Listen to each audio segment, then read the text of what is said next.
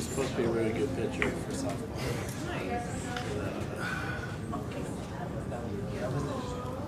And they're nice people.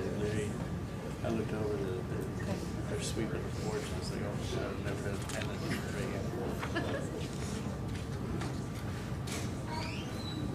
Just wait till it says it digitally.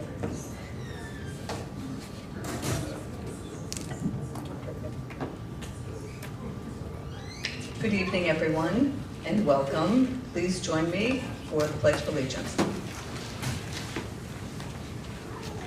Pledge of Allegiance to the flag of the United States of America and to the republic for which it stands, one nation, under God, indivisible, with liberty and justice for all.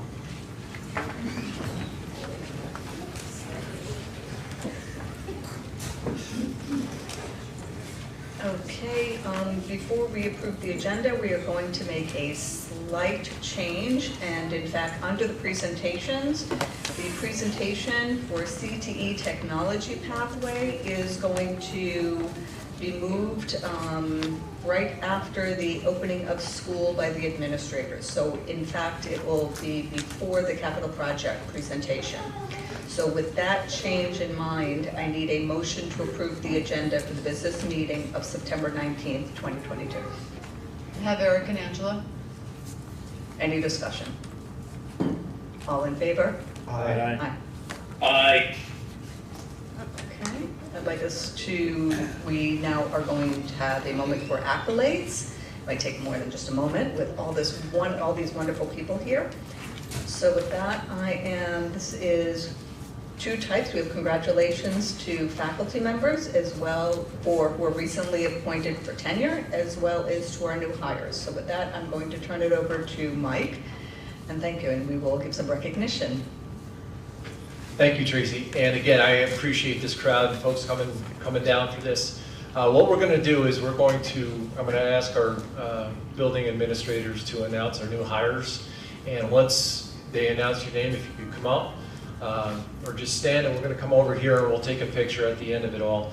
And then we'll do our tenure folks. So I will ask Ms. Corrigan if she could come up and begin our process of our new hires. Good evening. Mr. Reeve and I share quite a bit of the new hire staff, so we're going to kind of bounce back and forth. But the high school new staff, I'd like to welcome Peter Bellino, Linda Doherty, Carolyn Olakwa, Jill Edwards, Casey McGinnis, Michael Orabana, Brady Rogers, and Jill Snyder.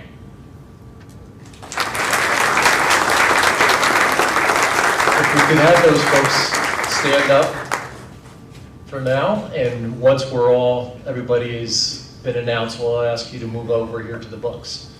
All right, Mr. Reeve. Perfect, thank you. Good evening, everybody. Again, it is great to have all the new hires we had this year. As you've heard probably all summer about a teacher shortage, I think we really got some very awesome teachers that have been a welcome addition already, who are playing great roles within the district already. So a few more additions here. In the middle school, Danielle All, Erica Burke, who's both shared middle school and high school, Matt Angelis, apologize for that, Krista Hancock, Matt Lacey, who's also split between middle school and high school, and Mackenzie Odell. So congratulations to them, and welcome.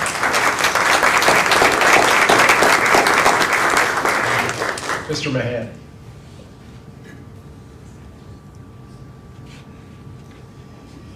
And at the elementary school, we have 7 new faculty and staff members to welcome, which makes us incredibly happy. This is, outside of what happens in the classroom, this is the most important work we do, is bringing new people on board. And the following people are joining the faculty and staff at Scott M. Ellis: Taylor Cartelli, Michelle Cotter, Jamie Gunnert, Katerina Lanzalotti, Sophie Looney, Jasmine Tuttle, Stephanie Willems are all joining us this year.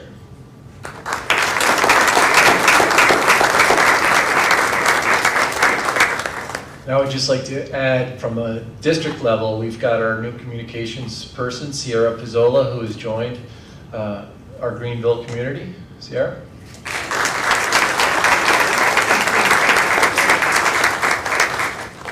Also, we have Gary and Gordon. Is Gary here? I know he was here. He may have went back to work. He's our assistant facilities person. So we'd like to thank and recognize all those folks. So if your name was just called and you're here, please come up to this side of the library where we can take a quick picture.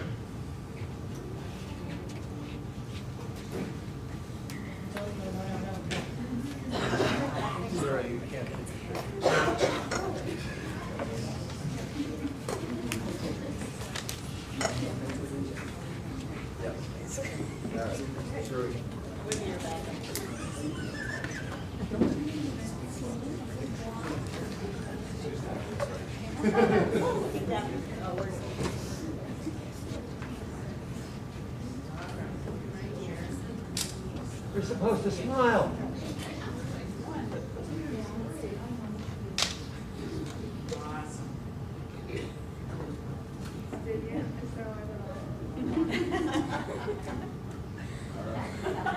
Okay, good.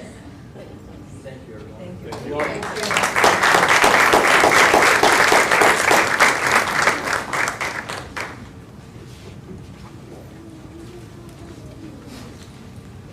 Now that we've recognized our new hires, all you folks, this next recognition we hope to see you at in 4 years, our tenure recognition. This is an opportunity to say thank you to these folks who have put in the hard work and have really proven themselves to be a great addition to Greenville Central School District. So again, Ms. Gorian, if you would like to announce your tenure folks. All right, here we go. Tenure for the high school folks. Jessica Coons, Kendall Fritz, Sydney Hewitt, Colleen Cross, Christine Ortloff, who's also shared with the middle school, Olivia Ross, and Samantha Zimmerman. Congratulations.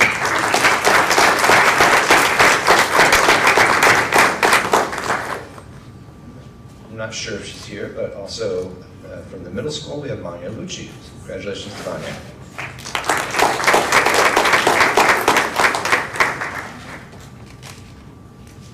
And at the elementary school, we have 5 people receiving tenure.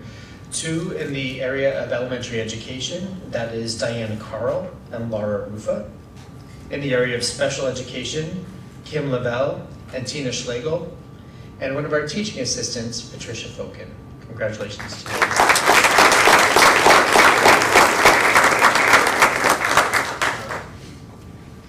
If you can come up for your picture, that'd be great.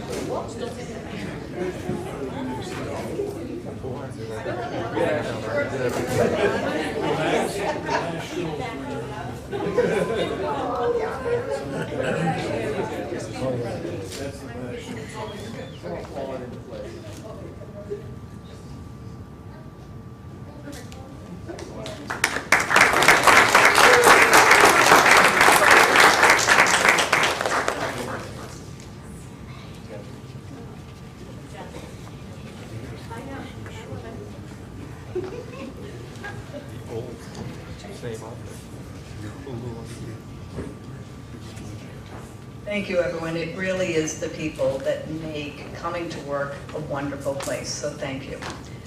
So now I'm going to move us on to presentations, and the administrators are going to be talking about the opening of school 2022.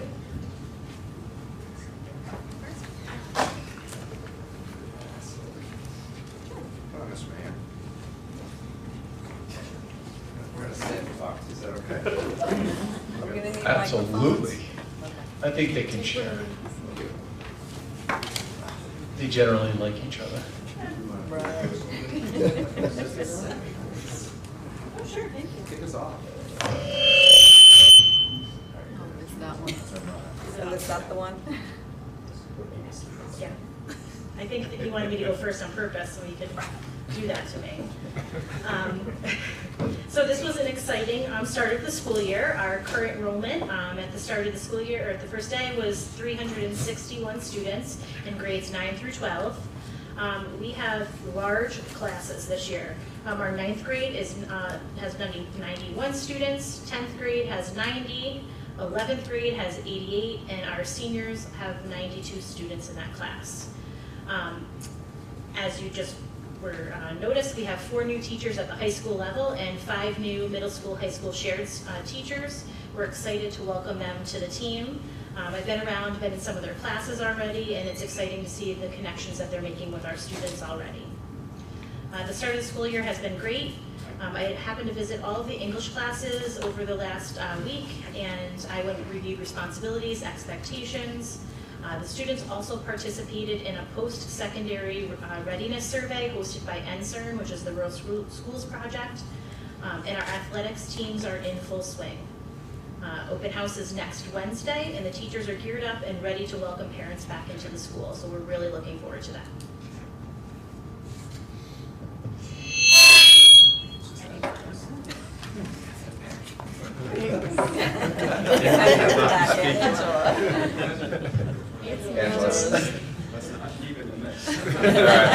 Yeah, good evening. And as Christy said, it was great tonight seeing all our new faculty here. I mean, I really truly believe that we did, as a district, a great job of hiring this summer. We had some great, fabulous people here. Again, as Christy said, I've been around a lot of classrooms already, and it's like a lot of them have just been here for a while. We had a great teacher orientation in August. As always, and thanks to Mr. Hilgendorf for organizing that. It really goes really well, and I think it's a great 3 days for our new staff that those orientation days. In the middle school, it's been great seeing the students back in the building. I truly believe students are very happy to be here. I think the past 2 years of COVID, I mean, just coming into the school year this year is kind of just like a big relief with just not having to think about and talk about some of that, although it's there, and we all still know we need to, personal hygiene and all that stuff, but it just was, kids are excited to be here. That's a good thing. In the middle school, our enrollment is actually down a little bit this year, as we start out with 228 students. Opening day, grade 6, we're at about 69 students, grade 7, 82, and grade 8, 77. So we lost a cohort of 95 students that went to the high school, but gained a pretty small cohort from the 5th grade coming in. So usually balances that over the next few years here.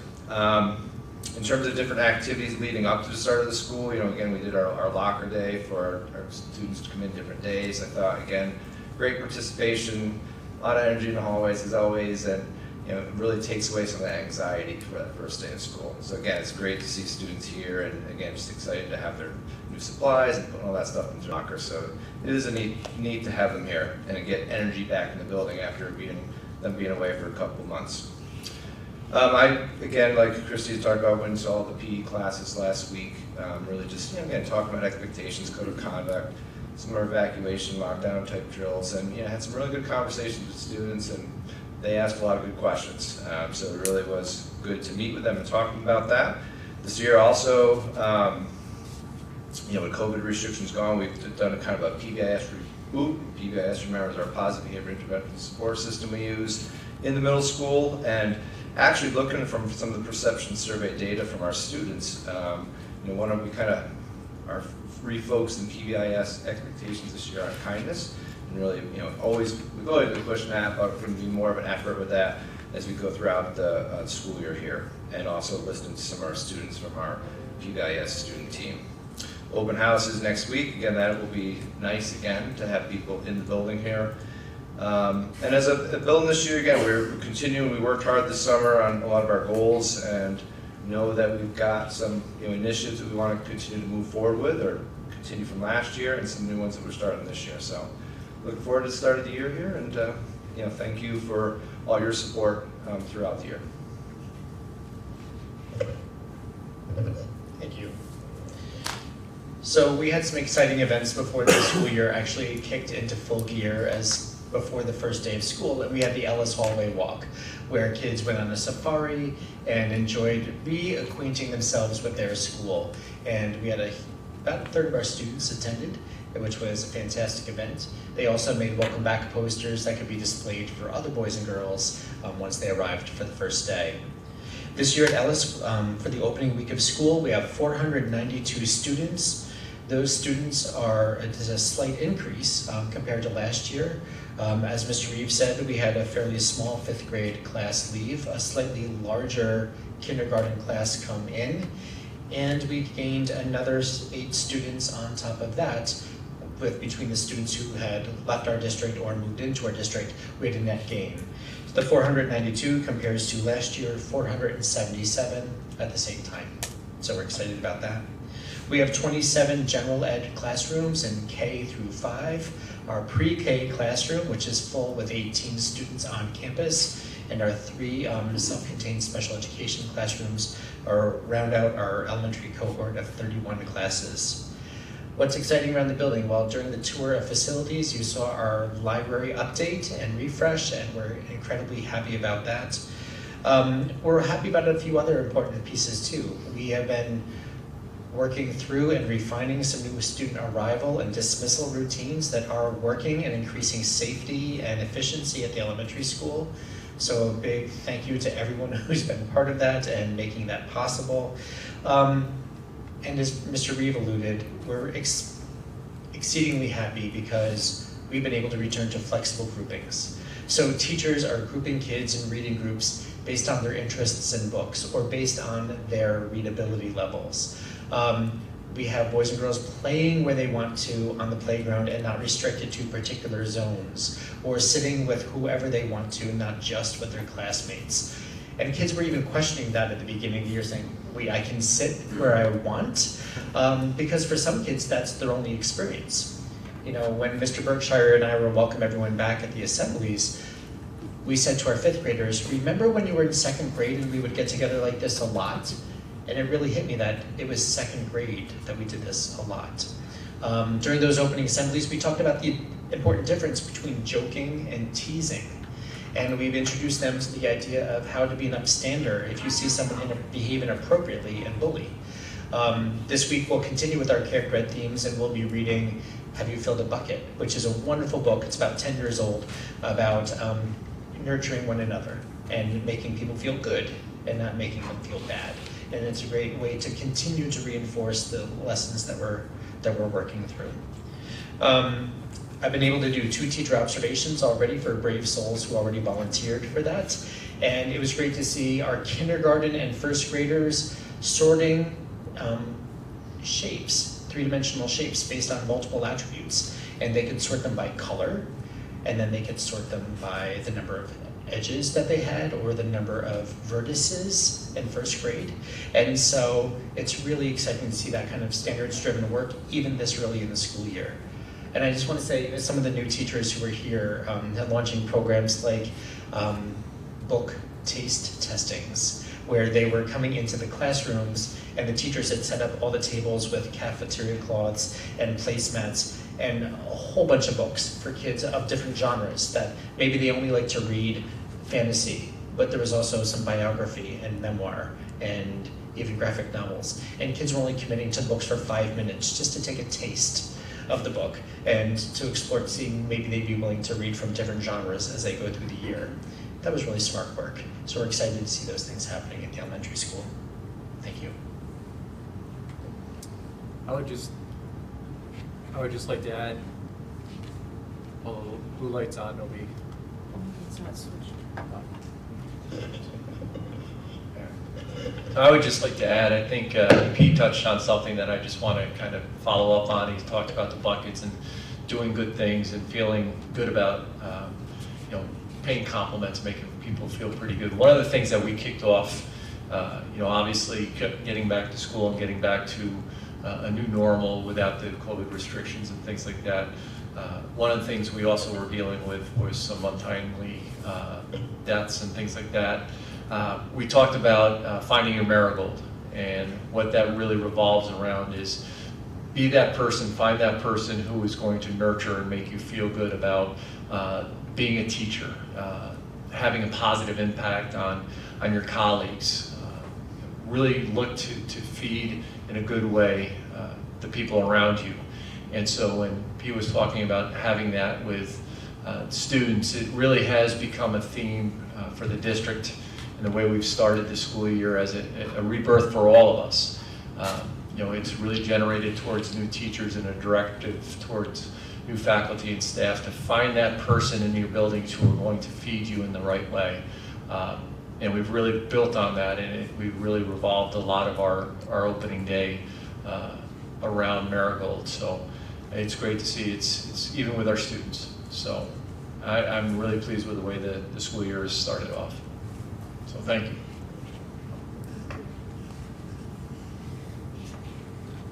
Thank you very much.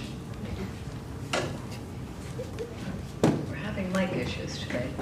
All right, so now I'd like to take, and for the CTE Technology Program Pathways, and Todd Hilkendorf, Lynn Hughes, John Kerner, and Brady Rogers. Come on down. The price is right.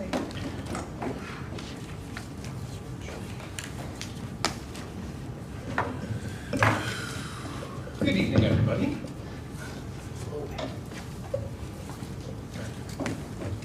So we're here tonight to share some information about the CTE technology pathway that we are looking for approval, first from the Board of Ed and then also the State Education Department. So Lynn Hughes, I'm going to give her credit because she has really facilitated a lot of this work behind the scenes. She wasn't able to be here tonight because she's also coaching, so had responsibilities for coaching tonight. So I'm going to kind of take the part that would be Lynn sharing some of the background information and the purpose behind the CTE approval. And then joining me tonight is Mr. Kerner, who's our high school technology teacher and also department chair for the CTE department. And Brady Rogers, our new middle school, high school tech teacher, who I appreciate getting thrown right in there as a newbie, but very willing to come and share with the board tonight as well. So again, tonight it's about the CTE approval process, specifically for a technology pathway. So if you remember it was actually in October last year, we were here as a group with CTE folks talking about the same topic, but it was the agriculture pathway. So we went through that process over the course of a year, basically, and put together the application for the agriculture CTE pathway. That was submitted to the state last fall, was accepted by the state, and we are now this year able to, for the first time, offer that to our students. So a quick update, we currently have 6 seniors who are in the running or will potentially receive that certification as an ag pathway completer.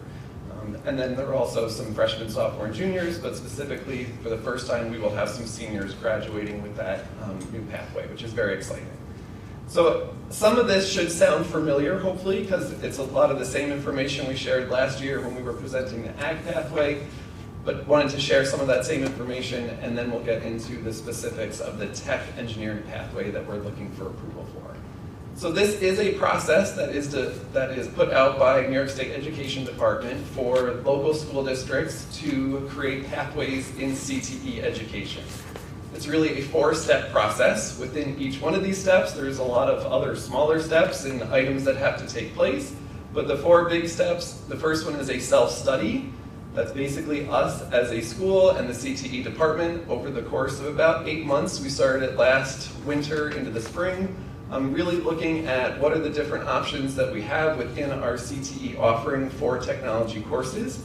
What are the different options of creating an actual pathway? So there were actually 3 or 4 different potential options. What we landed on was one specifically in engineering, but it's this whole process of looking at what we offer, looking at what are opportunities within our region to partner with businesses and colleges. It's a self-study, going through and understanding what are the opportunities for us as a school. So that's been ongoing really since last winter. Another major step is what's called the external review. This is scheduled to happen next week. That will be members of our CTE department, administrators. I think Mr. Finch was invited by Ms. Hughes as a board member for representation, and then also representation from higher ed and industry. That external review is an opportunity for our CTE department to share the plans that are in the pathway for this tech engineering pathway and to get feedback from the different perspectives. What are things that we can even do better, or what are they hearing that they approve of or that they like, but also some suggestions. So that is the external review. Then the other 2 pieces are the approval process. One is the Board of Education, you folks. So we're here tonight sharing and answering any questions that you have, and then it would be on October's board meeting for approval. And then the deadline to submit this to the state is October 1st, so between now and the next meeting, everything will be submitted to the state for their review. And last year, it took about a month around there for them to review and get back to us with their final determination. So of those 4 steps, it's really that first one that is the bulk of the work. Again, that has happened behind the scenes since last winter. So what are the components of an approved pathway or approved program? For us here at Greenville, this really was an opportunity, starting with the ag pathway and now looking at it from the tech lens, of looking at what have we offered at Greenville historically, so we're not creating too many new things, but what can we take that we've done and maybe modify or tweak, but then also just create some alignment and create an actual pathway start to finish so it fits into the different pathways that are provided by the state. So we did that for ag and now doing that for technology. The different items that are listed up there, most of them are self-explanatory. A lot of this is the self-study, looking at our courses, aligning that to academic content areas, aligning that to work-based skills. The 2 that I'm going to just speak to a little bit to give you some additional information, the post-secondary agreement and then the 3-part technical assessment. So the post-secondary agreement is an agreement between our school district and an institute of higher ed. So we worked with SUNY Cobleskill for our ag pathway. We are again working with SUNY Cobleskill for our tech pathway. And that's basically them reviewing the courses that we offer and creating what's called an articulation agreement. What that means is if a student takes some of those courses, is successful in those courses, has a recommendation from the Greenville teacher that teaches that course, SUNY Cobleskill will give them advanced standing, could potentially give them credit, will give them priority in their application when they apply to SUNY Cobleskill. So it's an agreement between us and SUNY Cobleskill. We also have other post-secondary agreements in the ag area where we actually have courses here at Greenville that can count as college credit for any student taking those courses. So post-secondary agreements are those agreements between Greenville and, in this case, SUNY Cobleskill. The other one to highlight just a little bit because it's unique to the CTE pathways, the 3-part technical assessment. So there are vendors that are approved by the state that create technical assessments. These are tests, exams, that align up with different content areas within the area of CTE. So our CTE department reviewed the different courses that we were looking for approval in this pathway and looked at the different approved, they're called precision exams, and we landed on one in CAD, computer-aided designing. So that is an assessment that's created by this outside party. Students that take that course would have that assessment, and that provides them the ability to complete this pathway. There has to be a written component, there has to be a performance or skills component, and then there has to be a project. In our case, that's a portfolio component, that students build a portfolio over the course of completing the pathway. So again, that's a kind of a unique thing to CTE pathways because it is this external vendor that creates these assessments aligned to CTE courses. I'm going to pause there because between the different steps and the components, if there are any questions on any of those pieces. I have one question, Todd. Has anybody put eyes on an example of those assessments? So the actual assessment, no, because we actually have to get them after we are approved. What you can look at are samples, and they break down what are all the different standards that are assessed in there, and what are the specific skills that will be assessed. So the actual physical, here is the exam, no. Is that because we're starting a unique program and the assessment doesn't exist? Or the assessment is unique? Sure, so to answer that, it's not necessarily a unique program, right? Rather, it's unfortunately that we don't necessarily have access to these assessments to see the physical questions that are on these assessments until, again, we are approved, as we talked about. So the test that we ended up picking, right, is specific to our pathway that we're attempting to start, right? The test that we selected may be different if somebody were to be choosing the same pathway. So in our case, it's engineering technology, right? This assessment that we chose, we feel is essential for students to be able to take and do well on, in order to move towards certification in engineering technology, right? This assessment, again, might be different for other programs that are doing the same thing in engineering technology. Others might pick principles of engineering as a specific assessment that they're going to give their students for them to be able to say, hey, this was the assessment that they passed that shows that they are taking the sequence of courses that we feel meets whatever CTE certification they're hoping to get. So it's unique to us, at least to start here. It may not necessarily be unique on a grand scale of saying, hey, you know, we are the only program that offers this CAD test, right, towards certification in engineering technology. But it is a start, and the nice thing is that we feel as though the courses that we put together are pretty unique from a computer and design standpoint, that at least meet this certification and are really meeting what our students need if they want that engineering certification prior to going to college or entering the workforce right after school. So not necessarily specifically unique to us. However, again, we feel as though based on the courses that we offer and with our potential to expand, this is a very good first test to offer, and this is a good certification for us to open, a good potential pathway for us to start with as we look to build out this program even more. So, Todd, if you have anything to add on that, feel free. That was a great answer. So Sure was. if you have more questions, Mr. Finch, go for it. But that answered it better than I could. I'm afraid to ask another question. I think too, and I'm going to be interested in finding out how this ends up playing out. I think it may well be, and this again would be an assumption on my part, that the precision, this company that provides this precision test, they do, as Todd mentioned, tell you which standards specifically it addresses, and they also tell you the percentage of the questions of the test which are going toward each one of the standards, you know, numbers like 22% and 50%, 10%, which I would say it's illogical as a teacher to feel like then therefore the amount of effort you put into the various standards, there's some guidance there. At the same time, and this is the thing I wonder if they're reluctant to want to hand out the actual test with the actual questions in advance for fear, and I don't know, for fear that someone might teach the test, if you know what I mean. Better to teach a well-rounded education to those standards, and then the questions really shouldn't matter. You should be able to handle reasonable questions in that content area if you've been taught well. And just to add on that really quick, Yeah, I mean, I'm going to find out too, right? I don't know for sure, but we'll see.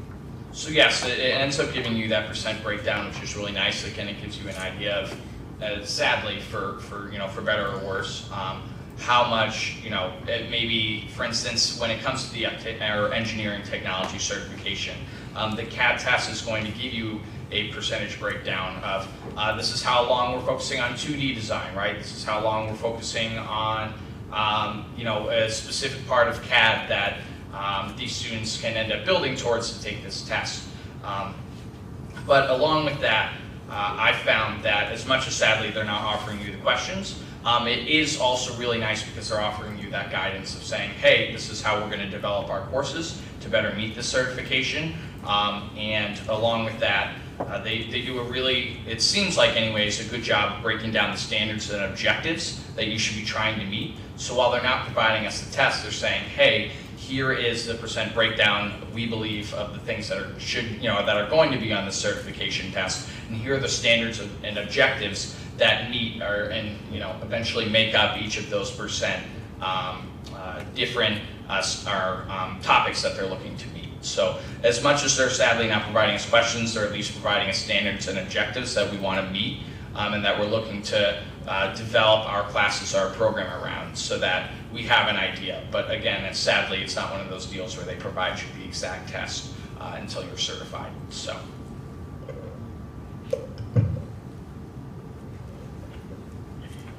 Yeah, I have a couple of questions if there are no more in the room. Can you hear me okay? Yep. Yes. Thanks. First, did I hear correctly that we offered two pathways, the engineering technology and the ag pathway? We currently offer the ag pathway, which was what was approved last year. This will be our second one that we're seeking approval for, correct? Okay, and so I'm sorry, I didn't hear when the CTE pathway would be ready for consideration of approval. So this will be going to the state this coming month in October. Once it's approved this year, we are, as long as it all is approved, it is the following year that students are able to graduate from Greenville with that credential. So just like ag was approved last year, that means this is the first academic year that we have students eligible with all the requirements met to have that credential. So the tech one would take effect basically next school year. Okay. 24. So from next year, that would be the first year that, assuming it's approved and implemented, that students can graduate from the CTE pathway, right? Correct. Okay. And so that should prepare students to go right into a career, right? Into a job if they don't want to go to college. Just so I understand better, can you give me a couple examples of jobs or career paths that the CTE program prepares students for? If you said this already and I didn't hear, I apologize.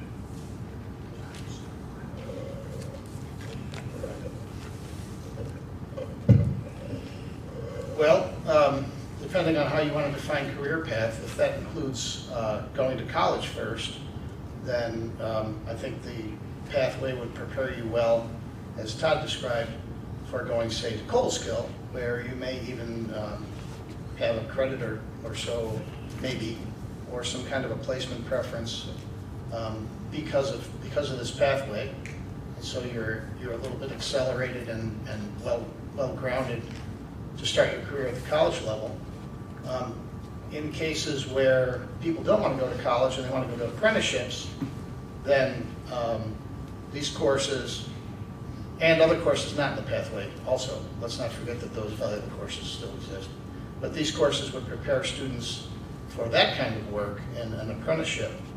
And I don't know, those are two examples that come to mind for me. Sure. So specifically regarding this specific pathway, when it comes to engineering technology, I'm pretty lucky in the sense that my brother's an engineer. So I've managed to get exposure to how this pathway and everything that we would be offering in this pathway ends up helping students towards career readiness. For this specific pathway, engineering technology, from what I studied prior to deciding that this would be a pathway that we felt fit our program to start here, most of the students that maybe are going to be taking this for certification are going to most likely, probably a majority of them, end up attending college anywhere from 2 to 4 years. The nice thing about this is that the specific classes that we're offering here are going to have these students ahead of the game when it comes to them going to college and having prior exposure to things like programming, whether it's block coding, Python, JavaScript, any of the HTML. I know that all sounded like a bunch of jargon, but what that means is different coding languages, that we would have for engineers to potentially use down the line. Even if students, however, are not going to college for 2 to 4 years from this, or after potentially participating in this pathway, in terms of employment opportunities, I found that there are a lot more jobs than people realize that surround engineering, that have to do with surveying, that have to do with data collection, that have to do with design, assisting in the design process. Any of those things from a technical standpoint that engineers have to do, they might not necessarily be doing all of that work, right? There are other people that are hired that maybe potentially have less education experience, whatever it may be, as opposed to these engineers who went to school and got 4-year degrees, as to where these specific classes will also assist them in that potential design process. But not only, again, are these classes useful towards engineering technology, but a lot of the classes that we assemble together here are specifically emphasizing the design process and what it takes to design. And so as much as engineers themselves are ones that tend to design and have to use things like CAD, have to program, there are plenty of other jobs when it comes to architecture, when it comes to woodworking, when it comes to metalworking, anything along those lines where you have to use the design process in order for you to be successful in that job. And so we feel that this is the first pathway to start with because it's focusing on students getting that exposure to a little bit of computer-aided design, to a little bit of programming, to those basic things that they need to know in order to not just be successful in engineering, but to maybe help out engineers or to be successful in other sort of hands-on workplaces. So I know, for instance, it tends to be quite often that even I, a student that I'm lucky that my stepdad is a carpenter, and so that's how I sort of got my prior exposure to the tech world in a sense, right? But that design process, even when it comes to something like carpentry, when it comes to woodworking, et cetera, is absolutely essential. So even if we don't necessarily have specific job titles, I think that this specific pathway is really crucial to you having experience that you need to be able to work in a wide variety of fields that require design in some way, shape, or form. So.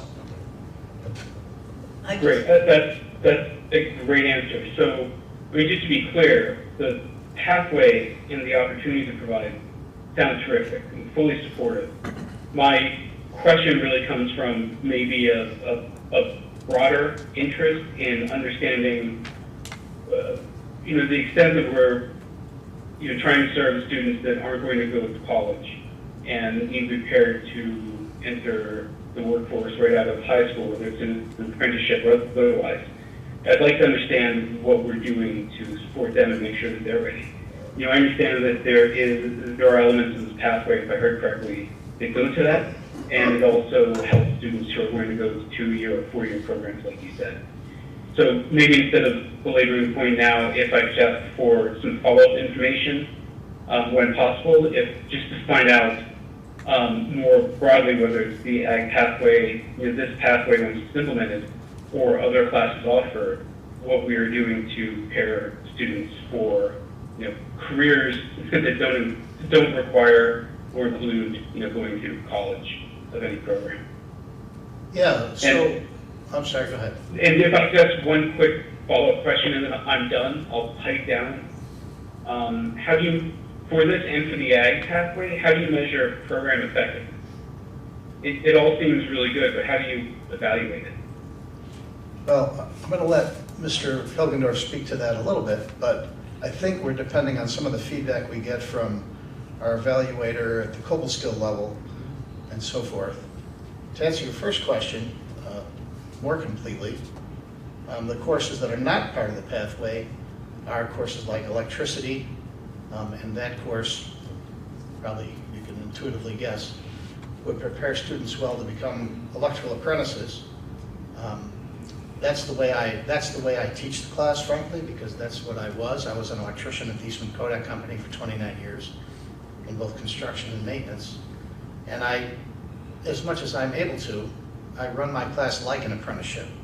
Of course, there's some things I can't do that. Great. But anyway, that's the attitude I bring to the classroom, if not all of the practice.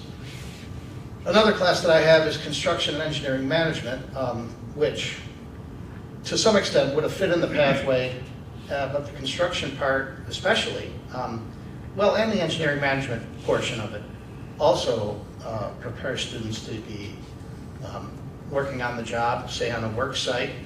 I value as much as teaching them how to build rafters and walls, I value instilling in them the belief that they need to wear steel-toed shoes and safety glasses. Because if you go out on a job site, you aren't walking on that job site if you refuse to put those things on. So I'm breaking them in for that, if you don't mind the expression. And so that's at least a big part of the answer. The other classes that are not part of the pathway are also teaching valuable skills. The third one is drawing and design for production. In motorsports technology, heavily emphasize welding. It's my goal to improve the welding shop in ways that I've discussed with some of the folks around these tables, and I think you know what I mean. Otherwise, if not, I'd be happy to tell you. Because what I want to do is, frankly, I'd like students to walk out of Greenville as pretty darn good junior welders, ready to really ask the right questions and take the next steps when they get to a place that's really focused completely on welding in a way that I haven't been able to and perhaps never will really be able to, the way that, say, like a BOCES might. Does that answer your question? Yes, and if I could contradict what I said as a quick follow-up, I heard that you rely in part on evaluation from the global skill coordinator, if that's the title right. Is there a formal process to request, collect that information from them? So I'll speak to the evaluation part. The accreditation from the state for a CTE pathway is actually a 5-year cycle. So the state approves us based on an application. We are then able to offer that pathway for 5 years. Over the time of that 5 years, we have to collect data around the number of students that complete, the scores that they get on the technical assessment, again, coming from that outside vendor, and to the best of our ability, where are these students going after graduation? So those pieces all go into a reapplication that we would then submit to the state after that 5-year cycle. So that evaluation piece is actually built in at the state level, because every time they approve a pathway, they're looking to make sure that did you do what you said you were going to do in your proposal, and how's it going? So some of that is built in, and we'll kind of learn about that too as the 5-year cycle for the ag ends, and we have to go through that renewal application. Great, thanks for all the information. And then, well, I'm going to add one other piece, but I'm going to turn it over to Brady. So we're kind of jumping around in the slides of the presentation, but that's okay. I think one of the other key pieces of an approved pathway in CTE is what's called the Employability Profile. So every student that goes through the pathway, in addition to taking the courses, in addition to having to take that external assessment, there's also this key piece called the Employability Profile that I think also, Jay, speaks to what you were talking about. It's those skills that employers are looking for, so whether a student goes right into the workforce, or they're going to college and then into a career into the workforce, whichever path they take, this is a way of actually gauging, measuring, and offering feedback on employability skills. So if you're in the room, the items that are listed up on that slide are some of those things, and then the image is the actual worksheet that is used to rate a student of how they are doing on these very specific skills. So just like we talk about math skills and the standards, these come from the skills of employability. Now I think I stole Brady's share, but I'll let him add anything else. That was beautiful. So yes, the big thing here is, and sort of going back to that first question that you had asked before, and apologies for not fully answering it before, but one of the big things here is that while this specific pathway, as I explained a little bit earlier, is titled Engineering Technology, the big thing about tech pathways, and as one potentially has time to build this program, other pathways can end up being offered in technology as well that aren't just fitting this specific one that we talked about. But when it comes to employability skills, I'd like to think that John and I both treat these classes, like for instance, I have 6th graders right now, to just give you an idea of how it goes in terms of preparing them for the workforce. The first thing that I do with my 6th graders, besides safety and obviously learning about the new tools that we have, is making sure that we set up cleaning groups and that students understand that this is a shop where they're going to be cleaning up after themselves. And that once they enter the workforce, this isn't necessarily something that their employer is going to do for them, right? This is something that is expected of them if they're on a site, if they're in a job, if they're in a factory, wherever they may be post-work. So these employability skills that we look at, as much as this, as we talked about, this specific pathway seem to be a little bit more geared towards design, drawing, production, those sort of things, we are still accounting for their attendance, their punctuality, their appearance. We're taking into account their level of initiative, their quality of work. All of these different things end up on this employability profile that we're going to end up filling out. So the big thing that we have to make sure that we say to these kids at the beginning of these courses is that, yes, as much as this is a course that is a part of a pathway, this is also a course that is going to be preparing you for how it actually is in the workforce, no matter what you do after school. Because it's going to be making sure that you are held accountable for, again, maintaining a clean workplace, for having the right attitude, for being able to work with others, to be able to work on projects in a timely manner and meet deadlines. All of those things we implement in these courses to a point as to where, again, it seems like a real life job sort of situation for them. So I found in other schools that I've been at that have had these CTE pathways in the past, where these tech schools have had multiple tech pathways that are offered for their students, not just one to start, but they have 4 or 5 different ones. And they have other ones that are specifically geared towards maybe students who may not necessarily be wanting to attend a post-secondary education right after school, that are going to be entering the workforce. So like my product design and engineering class, while it's teaching them that initial designing strategy and process, more than anything, it's also teaching them these hands-on skills regarding construction, regarding woodworking, regarding carpentry, that are going to also be preparing them for if they want to do a job in any of those sort of fields.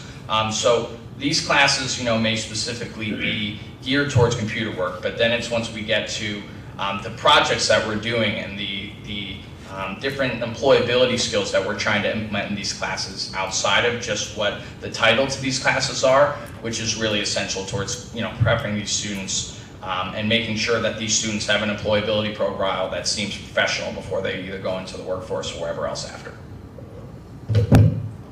That's great. I love that you focused on the employability skills. There are a lot of people coming out from whatever level it might be and going into jobs in workplaces often that don't have those skills. Sometimes, in ways it's very surprising. So I think it's great that you are focusing on that. I think it'll definitely give them a leg up. Thanks again for the information.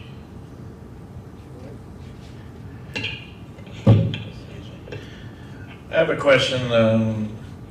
When you talk about the ag pathway and the engineering technology pathway, I guess one thing that concerns me, the ag pathway going through Cobleskill makes sense.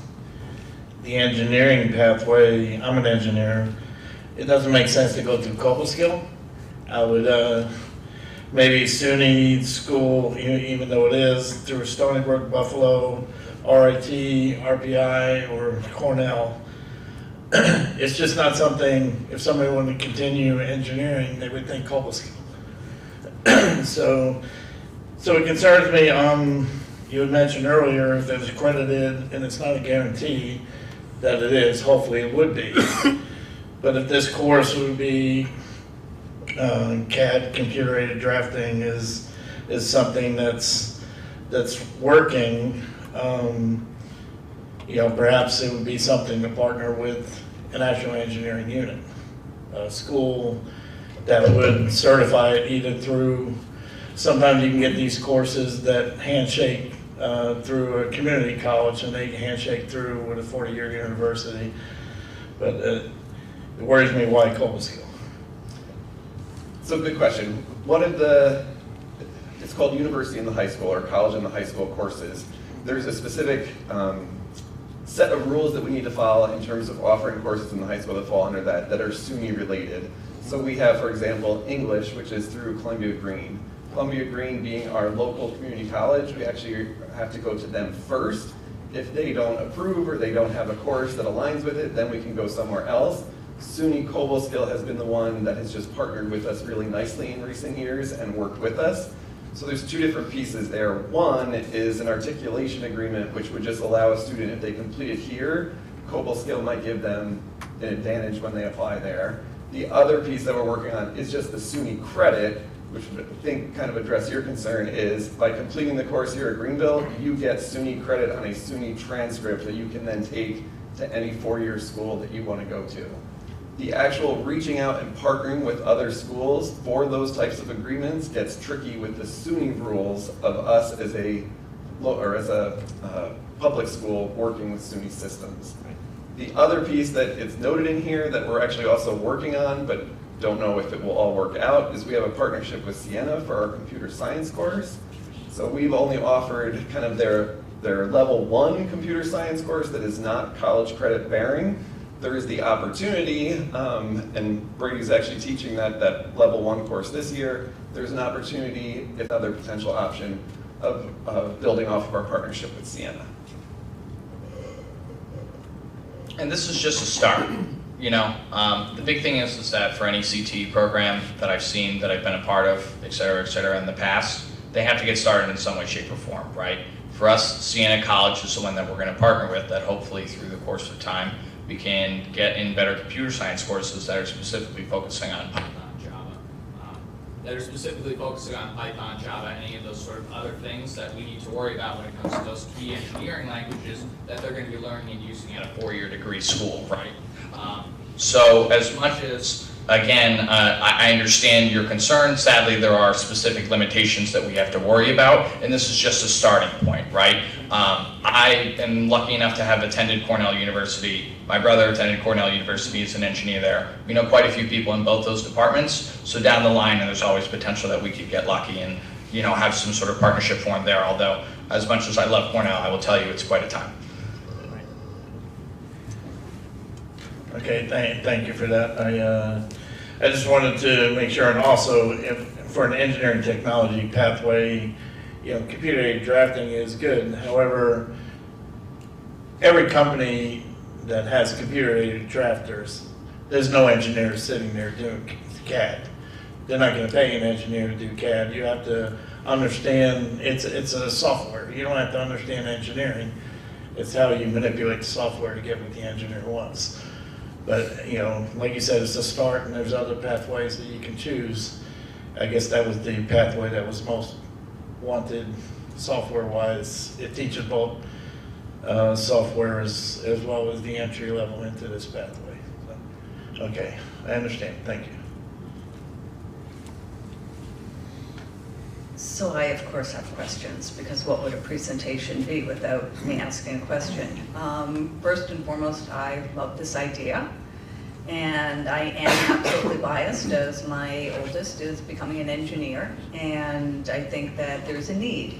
Looking at the workplace and the needs of the future, we know that engineers and people with engineering type skills are in short supply, so whichever path they choose, whether it's an engineer at a 4-year degree, or it's someone with engineering abilities that can take a different path, I think there is a tremendous need in the distant, or in the not so distant, as well as further. In looking at it though, and it's not something necessarily for now, but it's just to put your thinking cap on, that I love the courses that are offered, but some of the students with their AP Calc and their other classes are locked into their schedule and they can't take advantage of it. So I challenge all of us to think about summer opportunities and other opportunities that students who are very interested in this could leverage further down the road. You had mentioned that it's a 5-year commitment, and that was one of my questions, so thank you for sharing that, because I do want to make sure that everyone is aware of it. I think it's a great opportunity, but I challenge us to try to get as many students who are interested in there. Yeah, the scheduling issue is something. The scheduling issue is something that we kind of struggle with, because you can offer when you can offer it, and if it doesn't match the student's schedule, I don't know what you can do about that. I frankly would like to find out how a block schedule might change that, but I have my own selfish reason, which is that 40 minutes doesn't really work in a technical situation. Todd's going, shut up, Kerner. But no. You gotta bring it up, and so. Let it all hang out. But I don't know. I mean, if all kidding aside, if classes were 70 minutes, but they were every other day, what dynamics would that introduce, or what problems would that eliminate in the scheduling process? I really don't know. But My view for my daughter was simply, she was a full IB diploma student, and so she was locked into the courses, but she would absolutely have taken summer school or done other things, because that's really what she liked doing. So that's where I challenge us to think of it. I am totally with you on that challenge, by the way. And the thing I'd like to add is that, again, these are this is a start, right? This is to get it started. The biggest thing that you need to do when it comes to these sort of programs is just get it started, right? Because then when you can figure out, or throughout these next 5 years, we can adapt or potentially change some of the courses that are in this pathway so that they better align with our specific title that we have here, right?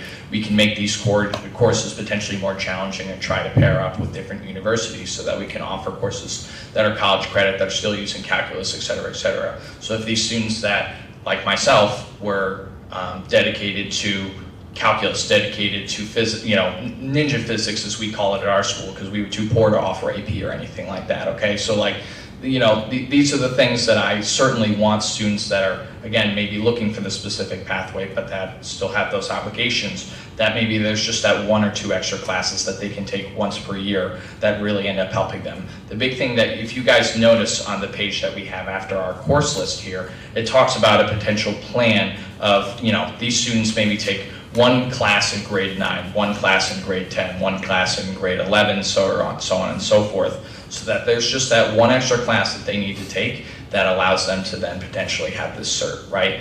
And I understand that, so like, trust me, I get it quite well. I was, again, super lucky to have gone to Cornell, but I had 33 college credits by the time I graduated high school, not a single one transferred to Cornell.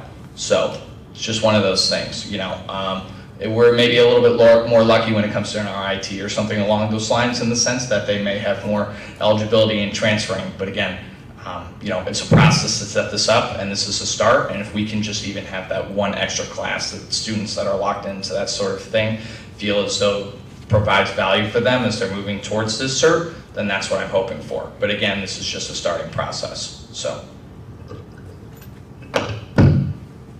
Did we blow your whole thing? No, not at all. You're gonna pick up, or you're? We hit all the slides but 1, so I'm not gonna go back through the whole sequence, but if you have another question, Duncan. Well, toward the end. Okay.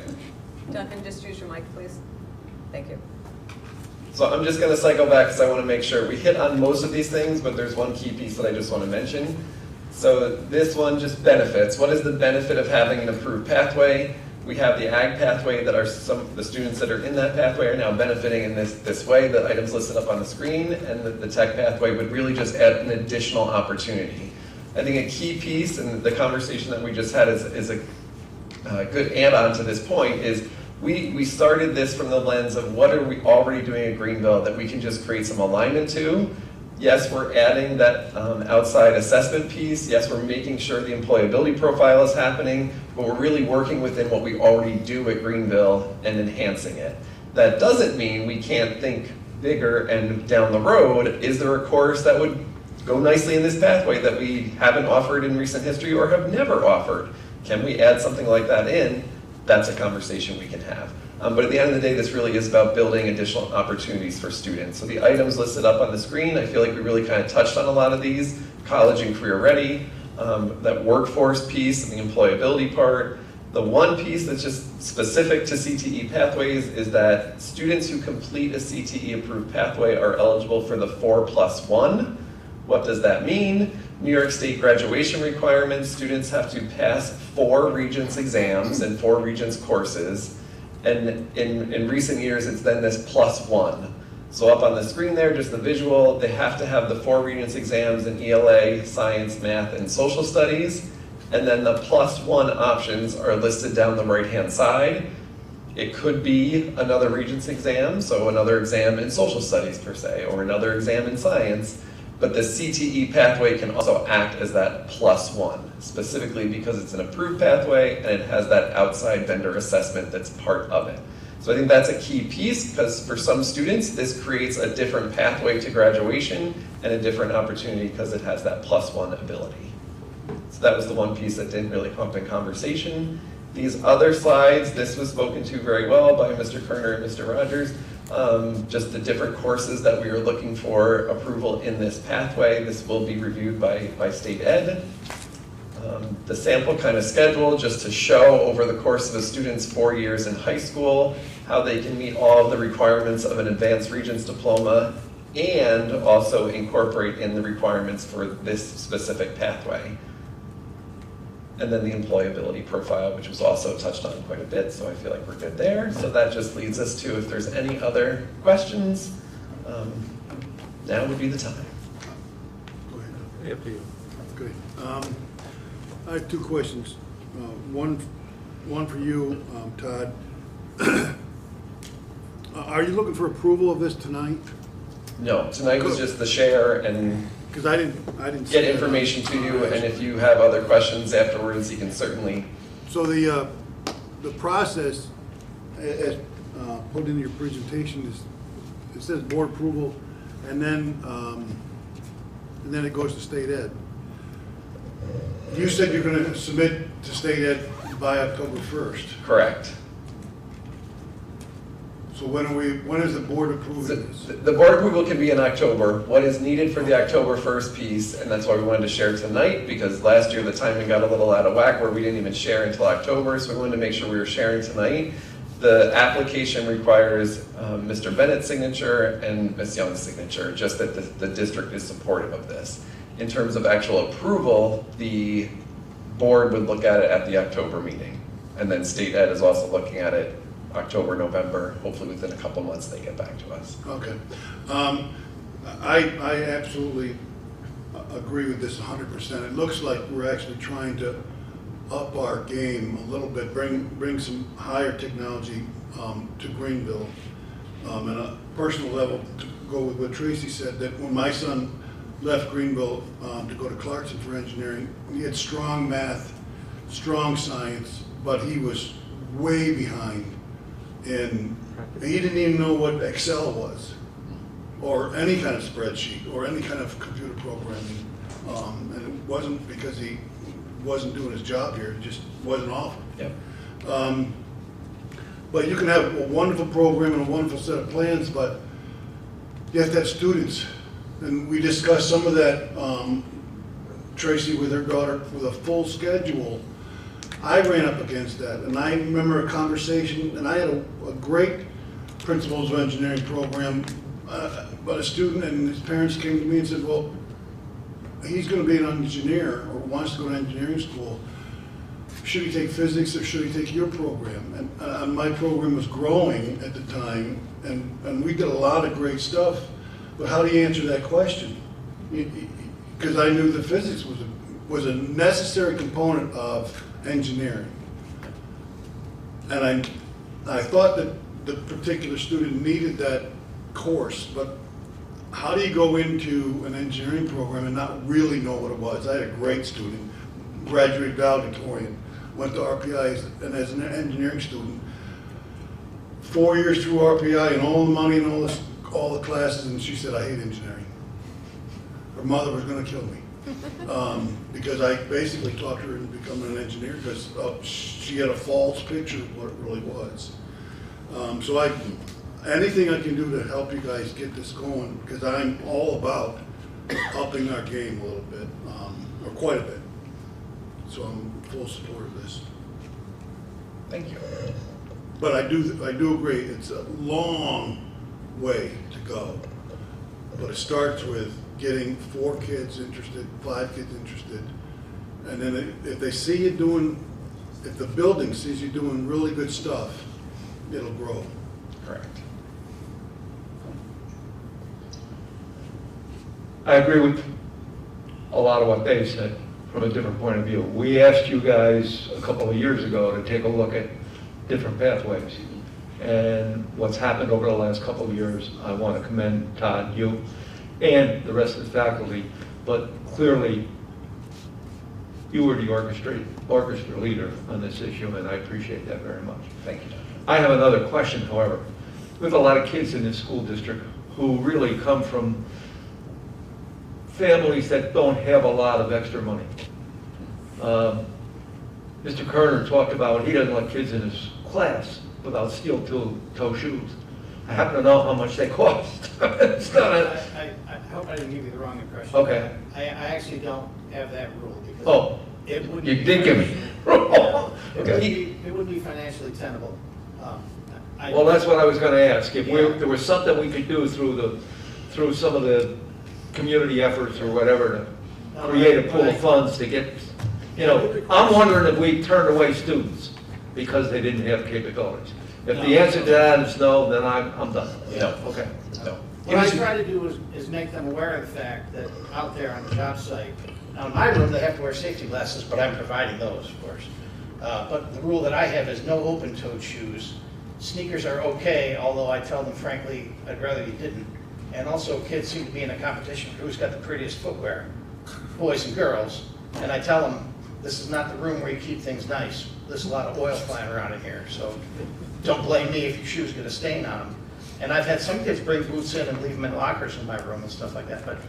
But as much as I wish they all showed up in leather, if not steel-toed shoes, I know I can't require that.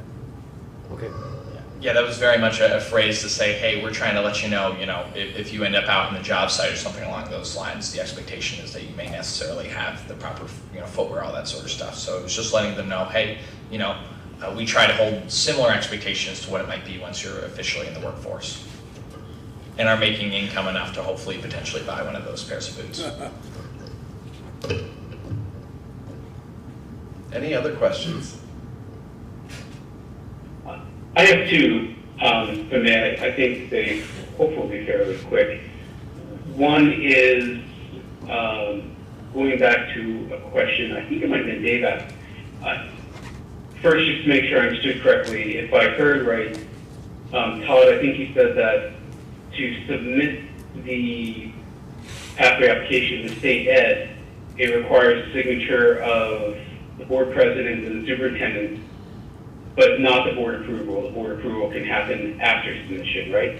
Correct. So could you just talk through, with the practices to have the signatures, submit, and then request board approval? Why not do all of that before submission? So include the board vote before submission. To be honest, that was just the time frame of the start of the school year, and our CTE department was very busy over the summer, so it really became September was the time that we were able to share this out without actually getting the approval in the same meeting.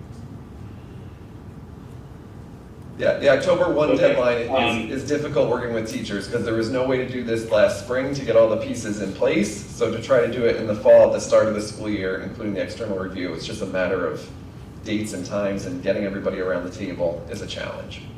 Okay. I see. Thanks for explaining.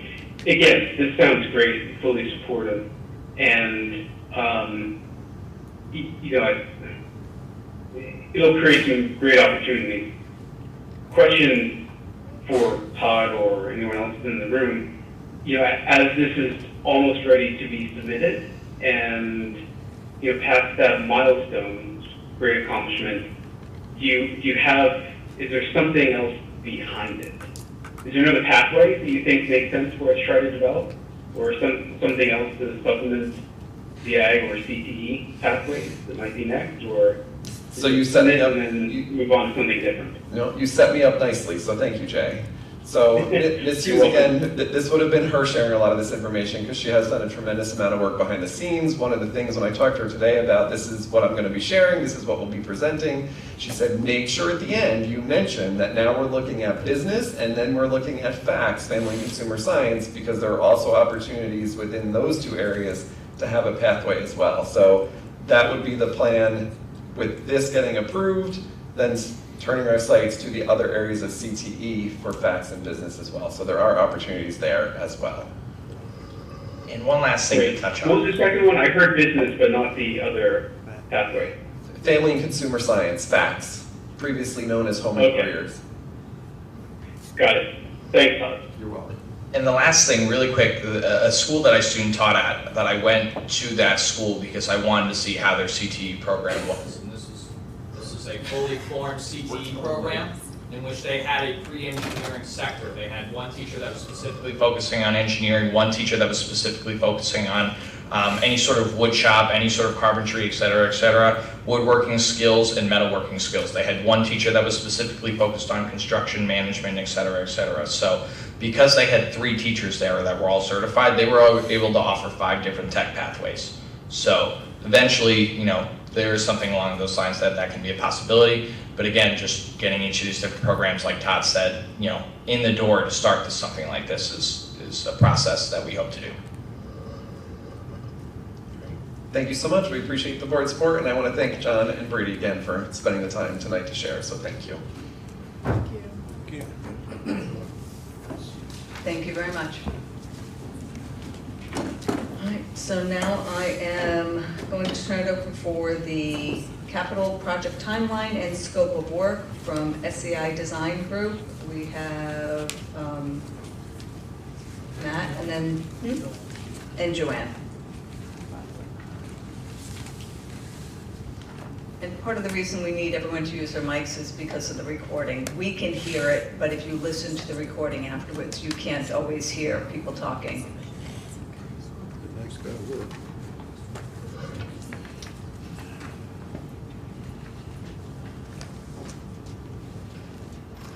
All right, thank you. I'm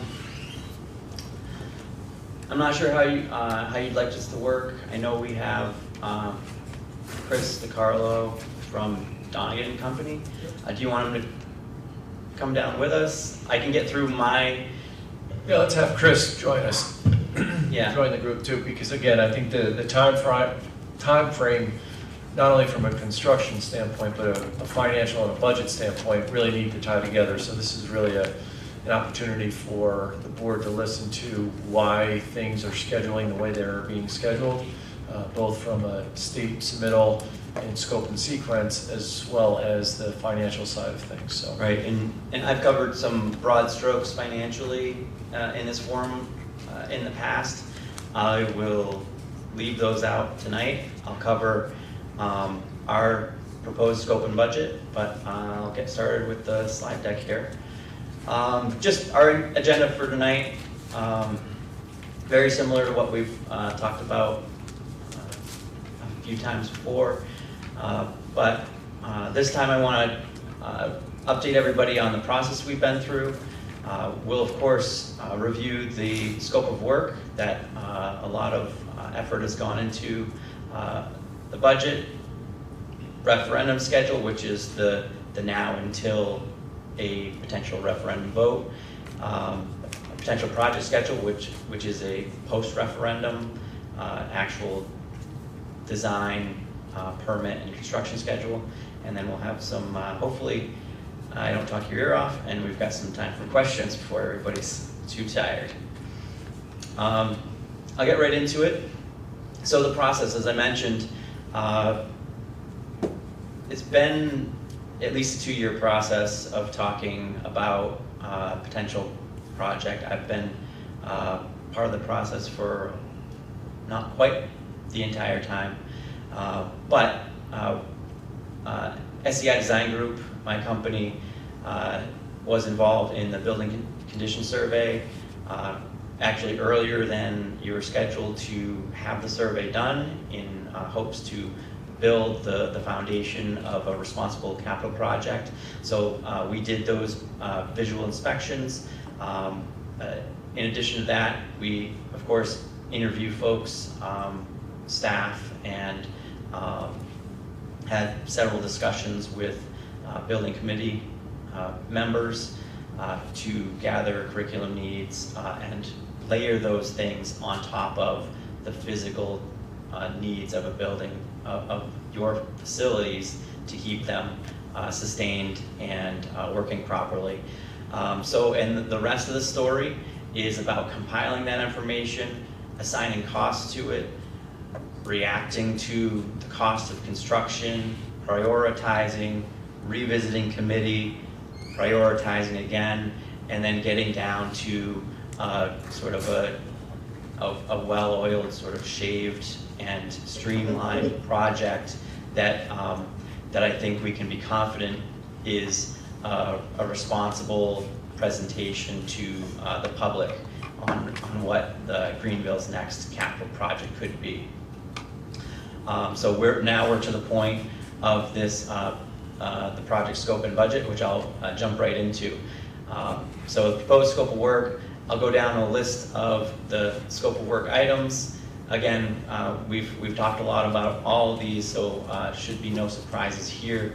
But I'll show you the list, and then I'll show you a diagram plan that highlights some of the areas of the buildings that we're hoping to impact with capital projects. So major scope in the middle school, high school is an art suite expansion. So there's currently in middle and high art classrooms adjacent to each other, and they are what I would consider undersized. So the addition would add space to expand both of those art classrooms. There's roof restoration. Again, the district has done a portion of roof restoration on flat roofs in the 2 school buildings. This is a continuation of that to revitalize and get a new 20-year warranty for a warranty that has now lapsed on you. There is ventilation and air balancing upgrades noted at the metal shop, asbestos abatement, which is always part of a project when there's renovation, but we've identified a few spots that we'd like to actively get rid of some hazardous materials. And then on the exterior of the building, masonry reconstruction. I've explained this before, but in each of the schools, we have some scope that we call alternate scope. It was still a high priority, but for making the budget work and get everything we want and can confidently afford moving forward to design and construction. We had a couple items that were, we'll say, on the fringe that we want to include in the project, and we want to be hopeful to be able to accomplish them, but we're not guaranteeing these items can be afforded. We'll just proceed and hope for the best, essentially. But in this case, at the middle school, high school, there are a couple of other mechanical ventilation units in spaces that we'd like to include in the project, and we have it itemized here. So this slide is the floor plan. You can see in blue is renovation area. The orange is the art room addition, and then you see some of the mechanical improvements in green highlighted. A little bit hard to see on the middle school wing is the flat area, the flat roof area that is outlined in purple. A couple of the pictures of the exterior of the building where the art rooms are, the interior art room roofs, and some of the hazardous material flooring that we had identified on the building condition survey. I will move right into Scott M. Ellis Elementary School. So very clearly you can see by the list of scope we have here tonight, and you'll see the following floor plan diagrams. Ellis Elementary is clearly, from day one, has been a focus of this capital project effort. And my understanding is, we're sitting in very nice space, and the middle school, high school has been taken care of in previous projects, and that's typically the case, that it comes time for the building that got less attention to finally get attention. So Ellis Elementary is the focus, clearly from a scope standpoint and a financial cost standpoint for this project. So we've identified quite a list. I'll go through pretty quickly. We've identified a few safety components where we have the opportunity programmatically to connect exit corridors to exit stairs where they had not been in the past. And what's in the way is some program space. So we have an art room on the first floor that you technically have to go through to get to your elevator and stair. And on the second floor, you have a music room, a band room that you have to go through to get to that same exit stair, based on the logistics of how that elevator addition was constructed at the time. We have the opportunity now to correct that, but it ends up having to, you end up having to displace those classrooms to create the proper exit corridors to increase safety in the building. So this slide essentially lays out the domino effect of displacing the art and music, finding a new art room that is appropriately sized, and in addition to essentially the programmatic shuffle to respond to curriculum needs to increase the amount of learning space, we end up identifying creative ways to make sure we can stay on the right side of New York State education aidable construction. Again, this is in response to creating that creative path to have a fully or very close to fully aidable project.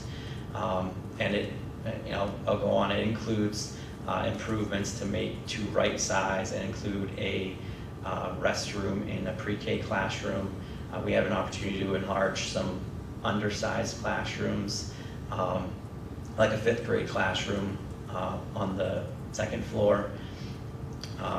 And in addition, as it turns out, a pathway to maximizing aid for this specific school based on class sizes that are desired by the district is actually to add a gym unit, a multi-purpose gym space, therefore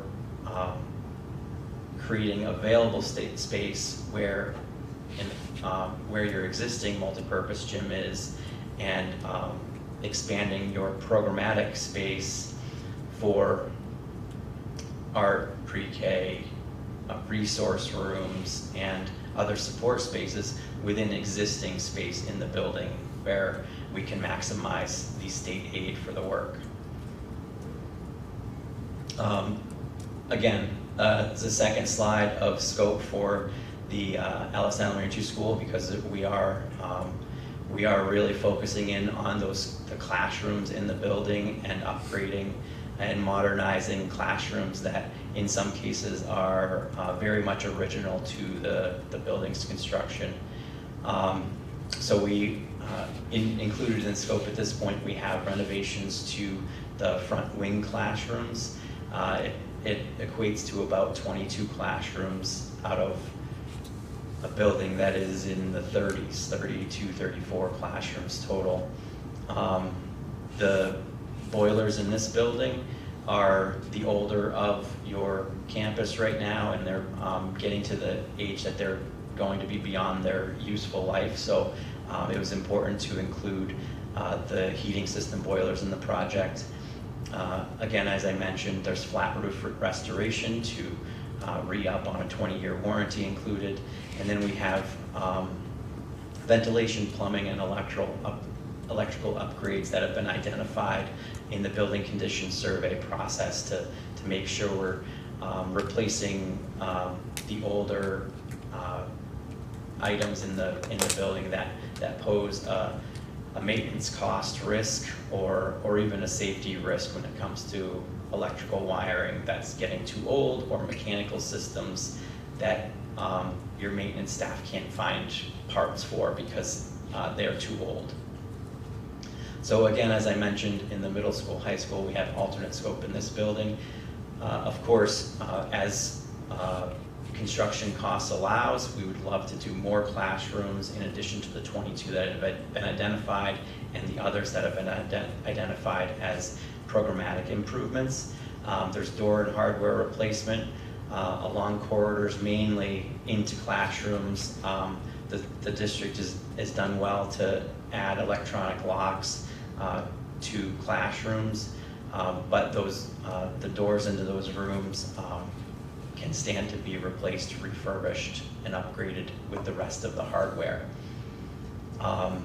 In addition to those items, a few things we identified in our programmatic exercises was the potential to relocate the copy center, potentially at the cafeteria, to enhance that space and allow its current location to be used for other programmatic needs, namely, in our case, the music department. And then there's an option to relocate guidance, and that allows us to actually add a new restroom that would be a unisex restroom that we've heard a lot about the needs to have more opportunities for restrooms throughout this building.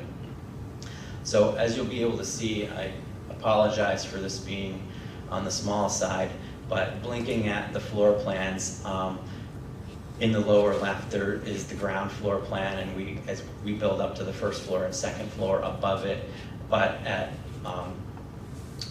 in comparison to the middle school, high school, there's a lot of color on this plan because we're really ambitious to touch a lot of this building and stay within a budget that is a no tax impact project. So in the light blue is classrooms that will largely stay the same shape and size, but we'll be modernizing with taking out asbestos flooring in some cases, replacing flooring, replacing ceilings, adding sinks to elementary school classrooms, replacing their heating unit, their heating and ventilation for fresh air, better filtration, all included in those light blue spaces, as well as the dark blue spaces. But what's different about the dark blue spaces that we show in these plans, the dark blue spaces are those areas where we're making those programmatic adjustments that I was referring to, where we're adding safety corridors and we're displacing spaces. We're taking opportunities to right-size classrooms, which reflects nicely when we make a compelling argument to the state education department that the project is eligible for the aid that we want to accomplish all these things. Off the back of the building in orange, you can see that would be the proposed addition, and directly adjacent to that, a large blue block is actually the space that the multipurpose gym used to occupy.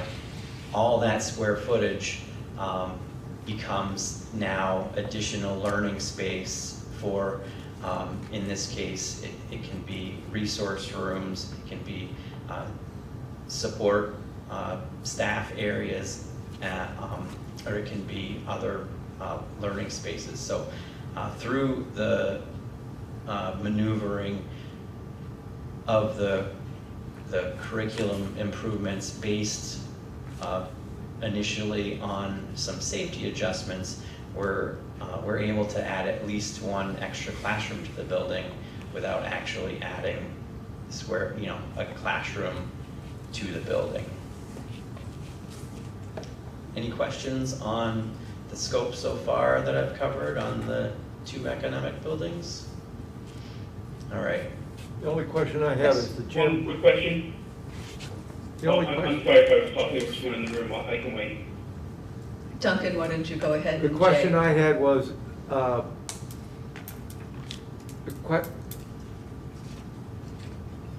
blue light isn't coming on. Question I had is whether or not you show the new gym, the proposed new gym. Wouldn't that have to be more higher than just a single story? Yes, yes, indeed it would. So it would, I guess it would be where? On that top piece, it would be that square piece to the right? Yes, exactly. So in what we'll call orange is the proposed addition space, and it would be higher volume space. It's actually adjacent to or added on to your existing higher volume space that you have today in the, what is a darker blue The rectangle. resource, what we call the resource room. Multi-purpose Your room. existing multipurpose room, yes. So, and But it would be higher, it would go above the Existing multi-purpose room? The yeah. multi-purpose room is something like 12 feet, or it's quite tall. I mean, I'm not, Yeah, it is, but I'm just Yes. wondering, for basketball or whatever, I Right. know it's an elementary school, but. so there's minimum standards for the clearance for being able to Yeah. use the space for certain things. Right. And, through the,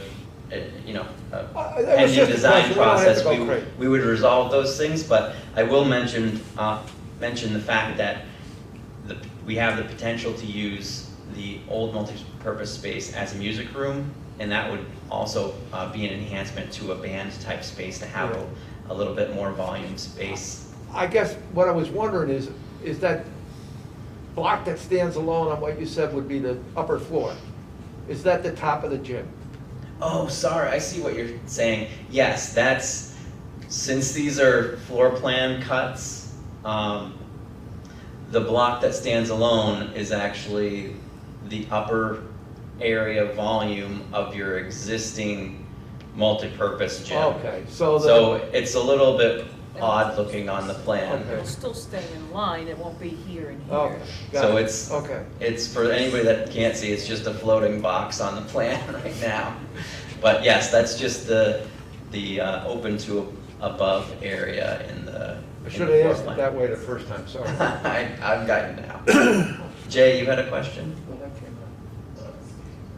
Yes, do you anticipate having to deal with asbestos when you remove the old boilers or in any other part of the work? The easy answer is yes. I know the district has a good amount of historic testing, and off the top of my head, I do not know what that is in the area of the boiler room, but it's not uncommon, but it's not a sure thing. Do you know for sure? Does the I guess current budget estimate assumes some amount of asbestos remediation? Yes, yeah, I was actually informed here by Joanne that we do believe the boilers have been taken care of as far as remediation, but we're also confident that if we were to run into something unforeseen with them, we have contingencies, and we actually have a little allowance set aside that represents asbestos abatement, just because we need to be protected moving forward in a project with a building this age.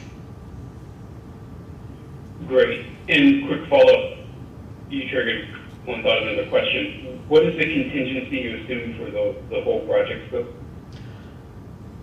What percentage? It's complex to simplify it, but typically we have we use today's construction costs, and we escalate those costs a certain percentage per year, and over the top of that we add 15% for general conditions and escalation, or not escalation, but contingencies, sorry. Okay, thanks. So this next slide is some views of Ellis Elementary School. You can see an existing classroom. Many of you may have seen some of the what we'll call test renovated rooms, where we did get new lights, new mechanical, new ceilings, new floors, fresh patched walls, and some technology. Other pictures are your boiler plant in the building and some of the masonry restoration work that would be part of the project. Just want to make sure, yes, I covered everything there. So that's the program in a nutshell. Like I said, we've got we're very heavily leaning toward Ellis Elementary that hasn't had a big part of past projects. We've got a good balance of the identified building condition survey items, which is just that aging infrastructure that needs attention, coupled with safety and programmatic upgrades, focusing again on Ellis Elementary to improve the safety and student experience in the building.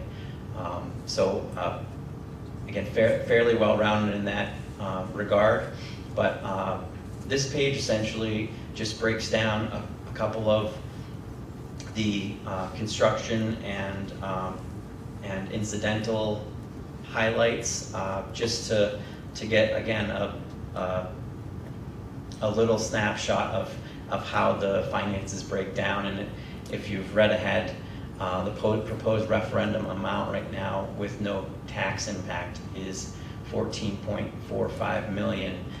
So of that, the elementary school commands approximately $11.3 million, middle school, high school, 2.3, about 2.4 million.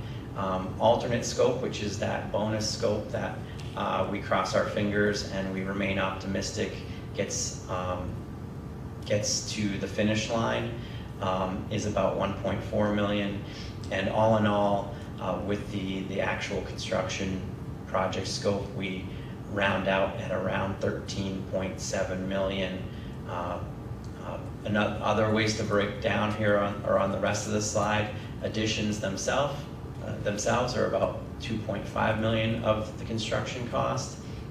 Elementary school classroom renovations, which is this is sort of a big deal number, 7.7 million in dedicated to learning space in the elementary school, which is a huge deal in an age of lots of capital projects being about roofs and boilers just to maintain the minimums.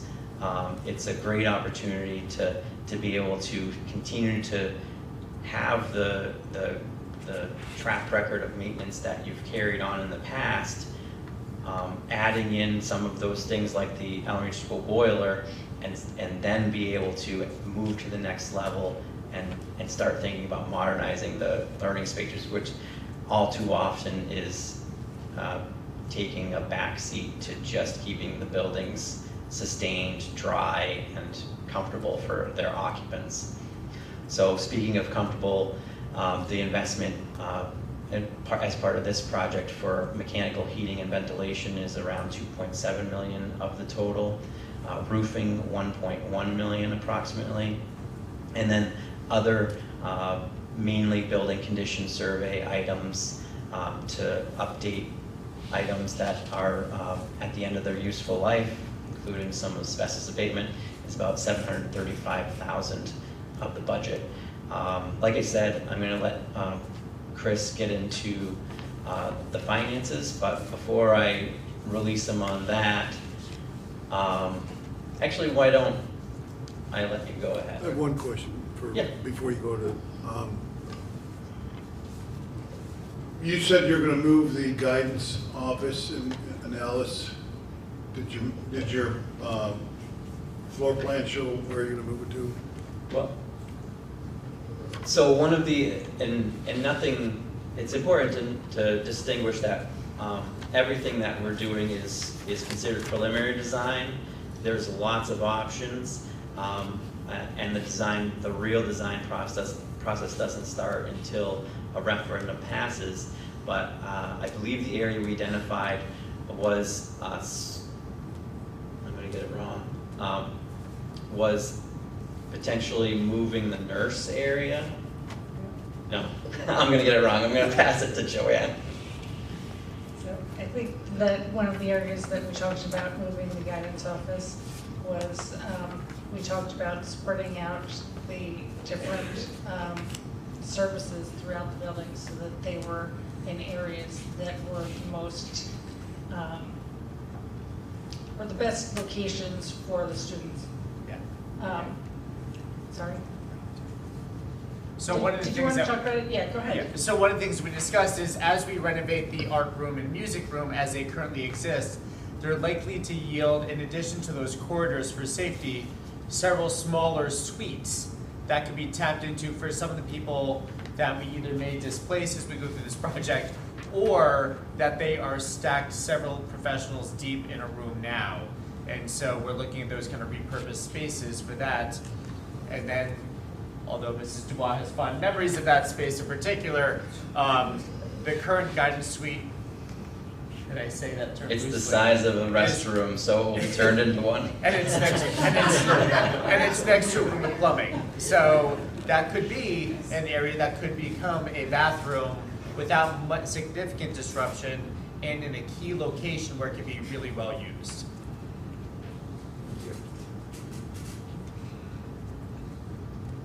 I had a question. So you might be addressing in the numbers, in which case I'm jumping the gun. The 14.45 million is higher than the 13 point something that I had in the back of my mind. So are you going to be taking us through how we can have an increase with, again, no tax impact? Because that's the bottom line. Like, what are we allowed to go up to with no impact? Yeah, when I go through my full Okay. report, we'll go through how that 14 million, I have 14,480,000 this number, so we're a little bit different. We'll go with the higher of the two numbers, but I'll show you how that works in the report. Okay, perfect, then take it away. All right. Can I get slides, please? Thank you.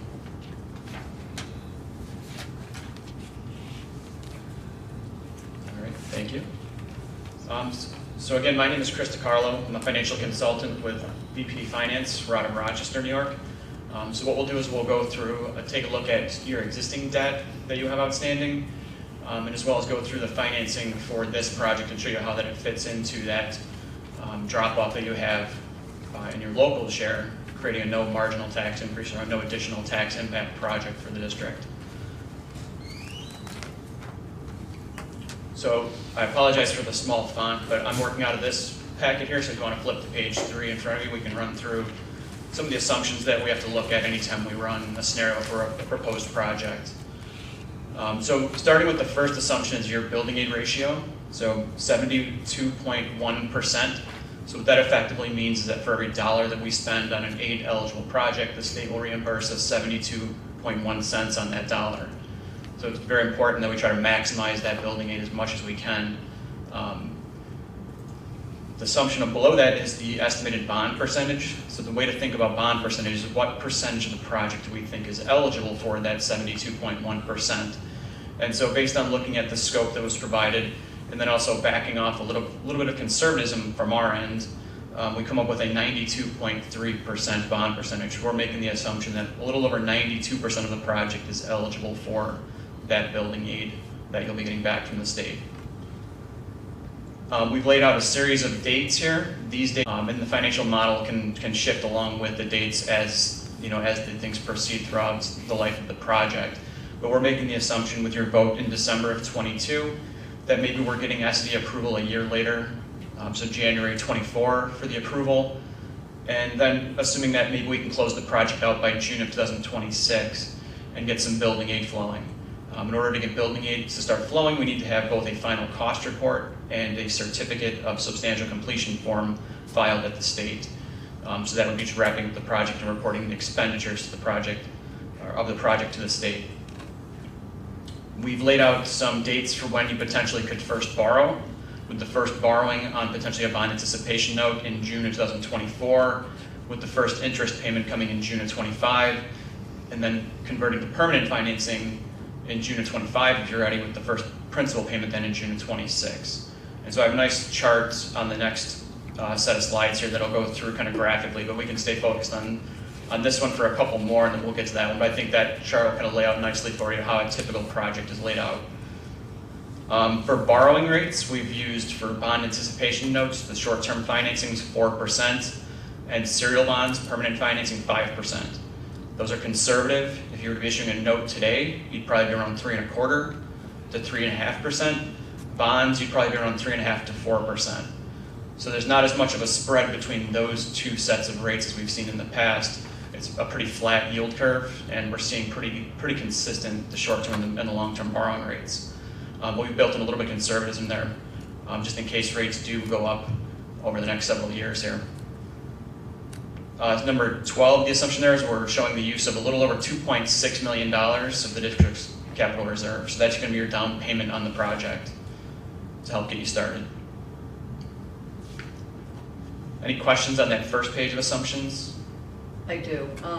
So it says June 2024 is our first borrowing, so that's when we would be locking in the rate. But the fact that it says first, is there another borrowing? Typically what we see is districts borrow on a short-term financing while you're doing construction on a note. It's typically a year. And then you would go to permanent financing, typically the second year. It's really dictated by the cash flow of the project.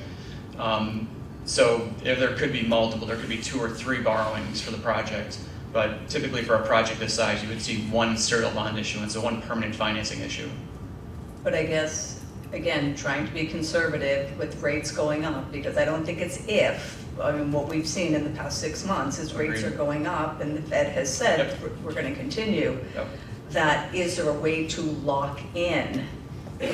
There's, on the next page we're going to go over, I'm going to show you one of the other options that the district has for the financing. We have 2 different options to finance through the state, or to issue our bonds. We can either issue them on our own through the public market on Wall Street, or we can issue our bonds through the Dorm Authority of the state of New York.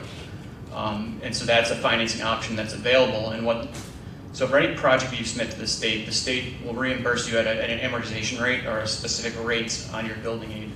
So we've built in a half percentage cushion between what we believe the state is going to reimburse you at and what you're going to bond at. So if interest rates start to get away from us and interest rates start to go up to 6-7%, we could issue our bonds through the dorm authority and they'll effectively match our state reimbursement rate to what the bond rate goes up to. So it adds a layer of protection for the district in case interest rates start to rise and get away from us. I like that. It's something for higher aid ratio districts throughout the state. This past June, with the volatility in the market, it was the largest DASNY financing pool ever on record. It was almost a $1 billion transaction with school districts throughout New York State. So it's a program that's out there and it really takes the risk out of the interest rates getting away from us. So the next page, what we've done is we've broken out, and again I apologize for the small font on the screen here, we've broken out the revenues and expenses for the project here. So on the left-hand side of the page, you've got your capital reserve, your down payment on the project, $2.6 million, and then the rest of it coming from the issuance of serial bonds. So a little over $11.8 million would be issued through serial bonds or permanent financing. And then the right-hand side, we have the expenses broken out. And so we took the construction in its own budget provided by SEI, and then we've added on top of that some financial contingencies, one of them being that dorm authority of the state of New York financing fee. You can see it's a large number. That fee is eligible for building aid though, if you do go that way. And we're not locked into issuing that financing today. We'll evaluate when you're at that point in time to issue your bonds, and we'll run an analysis for you to determine whether it makes more sense to issue our bonds on our own or through the dorm. All right, so just kind of bear with me, I need to understand it. So basically, you have the ability to normally issue the bonds just in the bond market and so forth. Okay, so, but then we have this secondary, shall we call it, opportunity or way to issue it that is almost like an insurance policy. Yes. The way I'm thinking That's of exactly it. how we describe it. It's almost like an insurance policy. Okay, now Against the rising interest rates. fee associated with it, as most insurance policies have, however, that fee is aidable. Yes. At our normal At your 72.1%. Right. Okay, thank you. Yep, you're welcome. Just need to wrap my head around it. Yep, it's a different concept. I don't think the district has ever issued bonds through DASNY before. Fortunately, we've been issuing in times over the last couple of projects where interest rates are very low. Yep. So I actually looked up before I came in, back in 2019, you issued a serial bond at 2.3%. That's not going to happen today. We're well beyond those interest rates at this point in time. So it'll probably be a long time before those rates are, and we see those again. And then the other assumption that we built in is the use of capitalized interest. We can go through the mechanics of that on the maturity schedule. But that comes to the total referendum amount for the $14,480,000 for the project. I have a question, and it might be a question for Janet, and if you don't know it, then that's fine. Have we ever been in a situation where we haven't been aided at the rate that we had expected? So in the back of my mind, and Duncan, you might remember this, I think there was an instance where the stuff came in and we were a little off or something. Does that ring a bell? No, okay. Duncan? I'm not No. following what you're asking.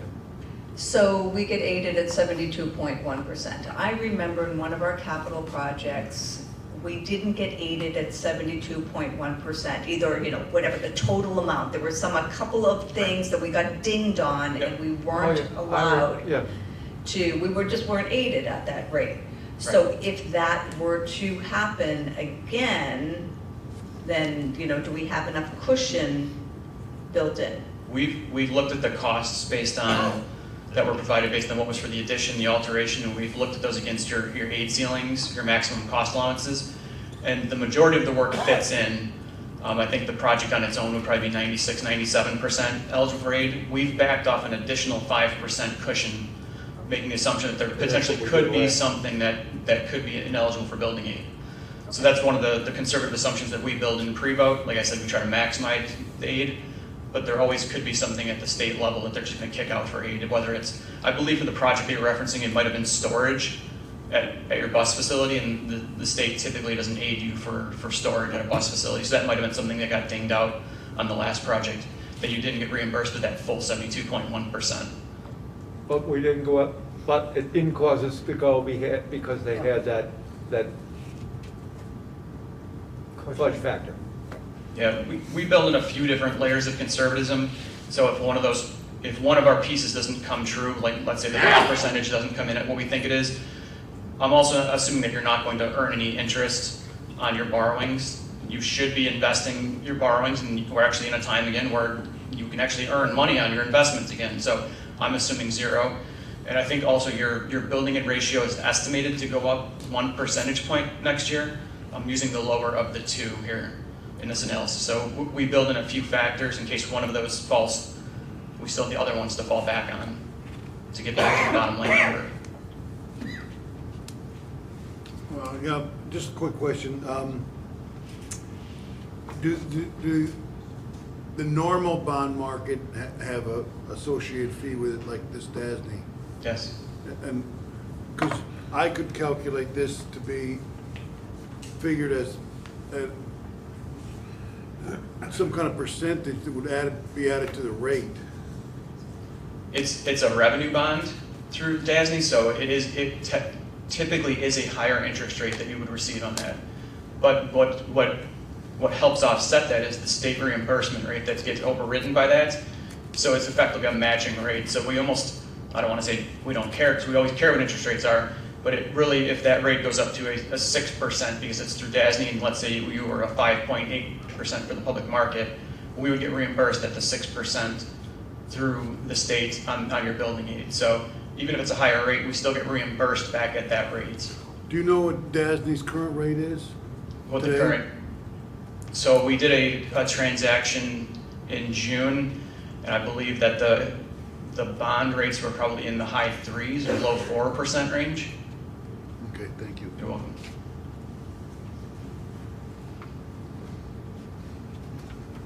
The next slide here is that graph. Oh, go ahead. Just a quick follow-up on the DASNY rate. Is there a market interest rate? I'm not quite sure how to ask. Is there a break-even point where there's a market interest rate where that's just the more cost-effective way to borrow? If it goes above that rate, then the DASNY is the better route? Yeah, so we would run that analysis for you prior to issuing any long-term financing. So we could absolutely run a break-even to determine what you would need to get a public market rate to break even to be as beneficial going through the dorm program. Okay. And that would be done close in time to the borrowing? Yeah, typically we run those for districts because it's a June borrowing every year through DASNY. There used to be multiple pools annually, but they only do one pool annually. So we would run those numbers for you in February or March typically before that June borrowing pool or that June opportunity to get into the DASNY pool. Okay.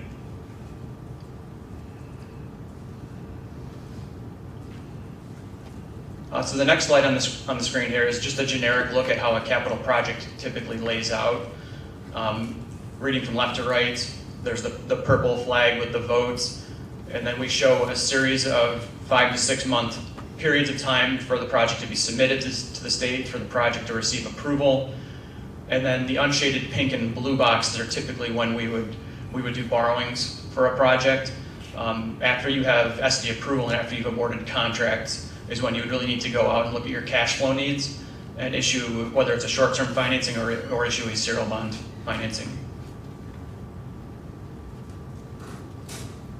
And like I said, these dates can all adjust based on how the dates actually come through when the project, every project's a little bit different, but this is kind of a generic, generalized look at how a capital project flows in terms of the financing. The governor's run cutoff, can you just explain that, please? The governor, so the state has, in order for your project to get building aid projected in the next budget year, you have to have certain state aid forms filed by October 1st of every annual year. So we assist the district with the filing of those forms. It's called an SA 139, and it gives the district or the state a projection of what your expenditures are going to be so that they can then build that into their budget to show that they're potentially going to be paying you building aid in that budget year.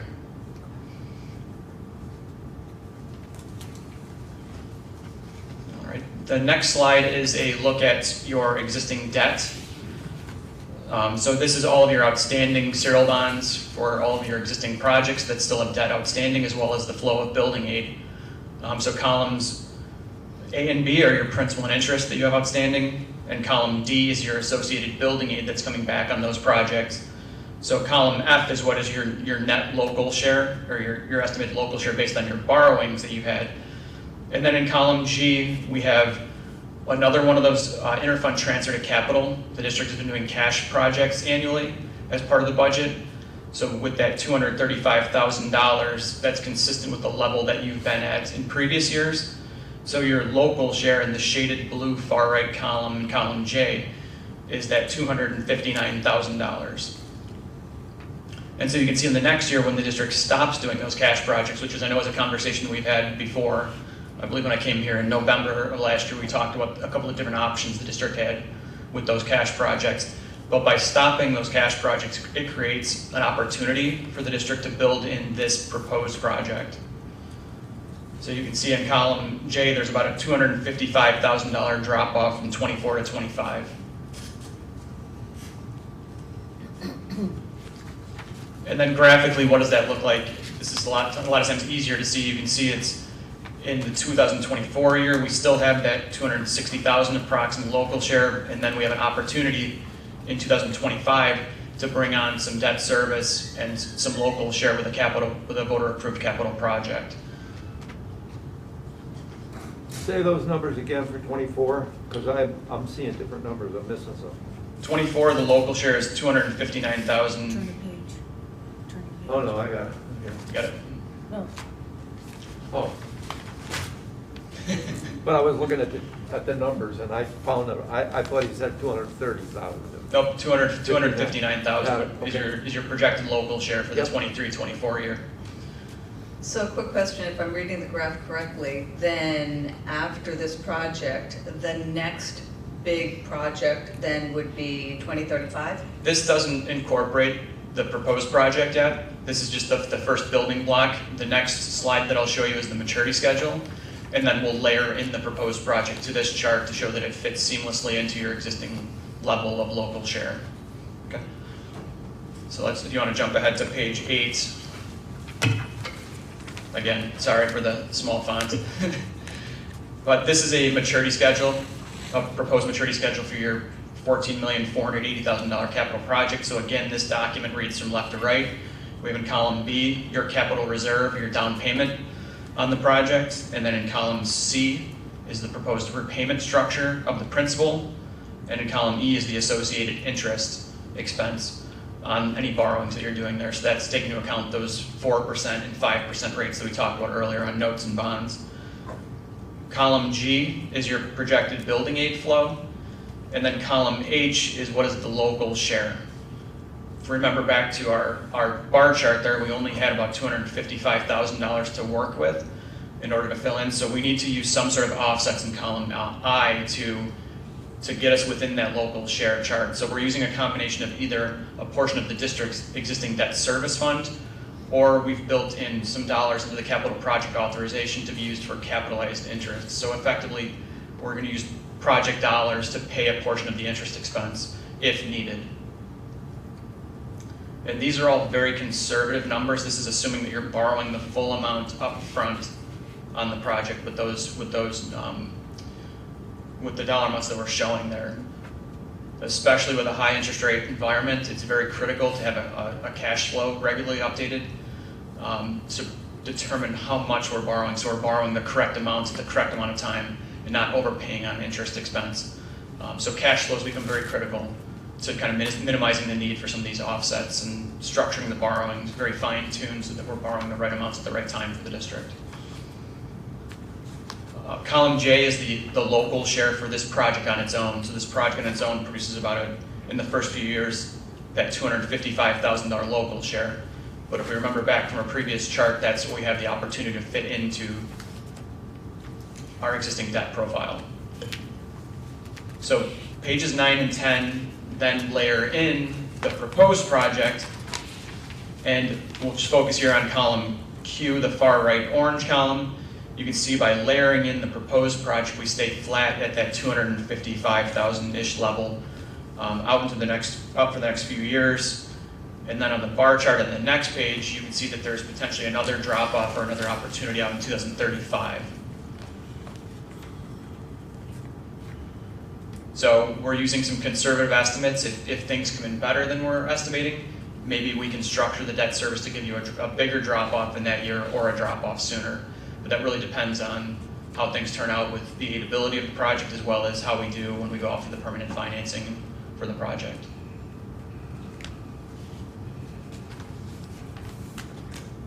I have included a few appendix pages in the report too. We don't necessarily need to go through them unless people would like to. But we did include a history of your building aid ratios.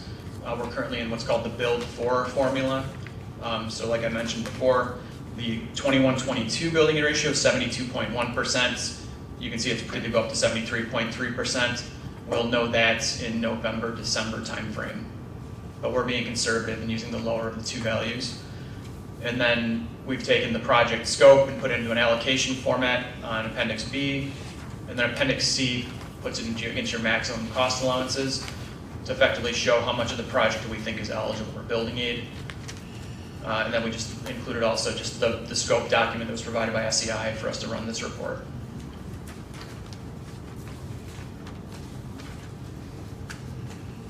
Any questions on any of that? Because I went through a lot of information there relatively quickly.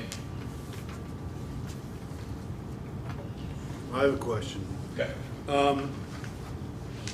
And you'll have to be patient with me. Absolutely. Because I want to make sure I get this correct or understand it. You're saying our local share is going to come from the amount we currently budget for our cash projects? The district has been doing cash projects to Right. hold that $260,000 level for the last few years, correct? So we're assuming, and this is just a wonder, we're assuming we're not going to need any cash projects in the future. You may have the need for those in the future, but We won't the, have resources for it. the expectation would be is that this project that you're doing now is going to cover a lot of the needs that you're going to need for the next several years. If you needed to do another interfund transfer to capital projects in the future, another cash project, we would have to look at other ways to maybe build that into the budget, whether it's bringing down some of the existing debt by using some debt service fund to then give you the opportunity to build that project in, or that project unfortunately might just have to have a local share impact. Right, so if there is a need for a cash-funded project or a project in the future that would fit into 255,000 or around that area, there would be a tax impact. If you had to go above that line, yes. If you had to add something in later on, yes. I don't know if I heard you correctly. When that fund decreases and the local share that we have to come up with stays the same, did you say that we would be borrowing money for this capital project to then pay the local share? If needed. We build those budgets in to be conservative up front, because on paper that's what we need to make this project be a no tax impact project. The goal is always to not use those, but if you get in a situation where we did need to pay, if the project was coming in above that 260,000, we might need to capitalize some of it from the project budget. Thank you. You're welcome.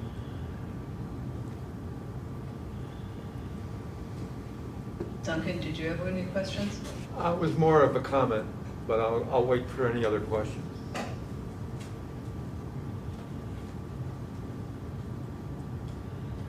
I would say go for it. Okay. Well, I'll go with the comment. I don't know, sometimes the light comes on, sometimes it doesn't.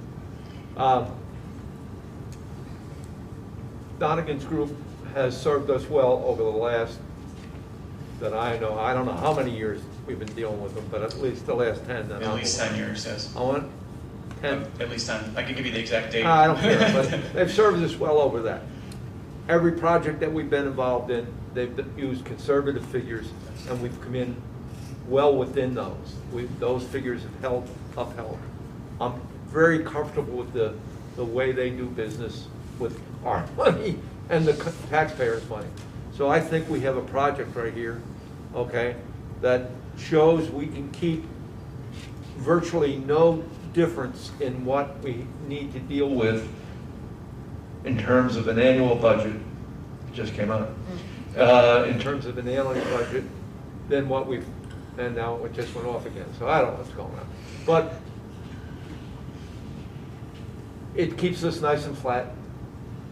The fact of the matter is that if we do as well as we have in the past with their conservative projections, we'll probably be better than that and not be impacted by the concerns they've had, because we'd have to use less of that quote-unquote annual money.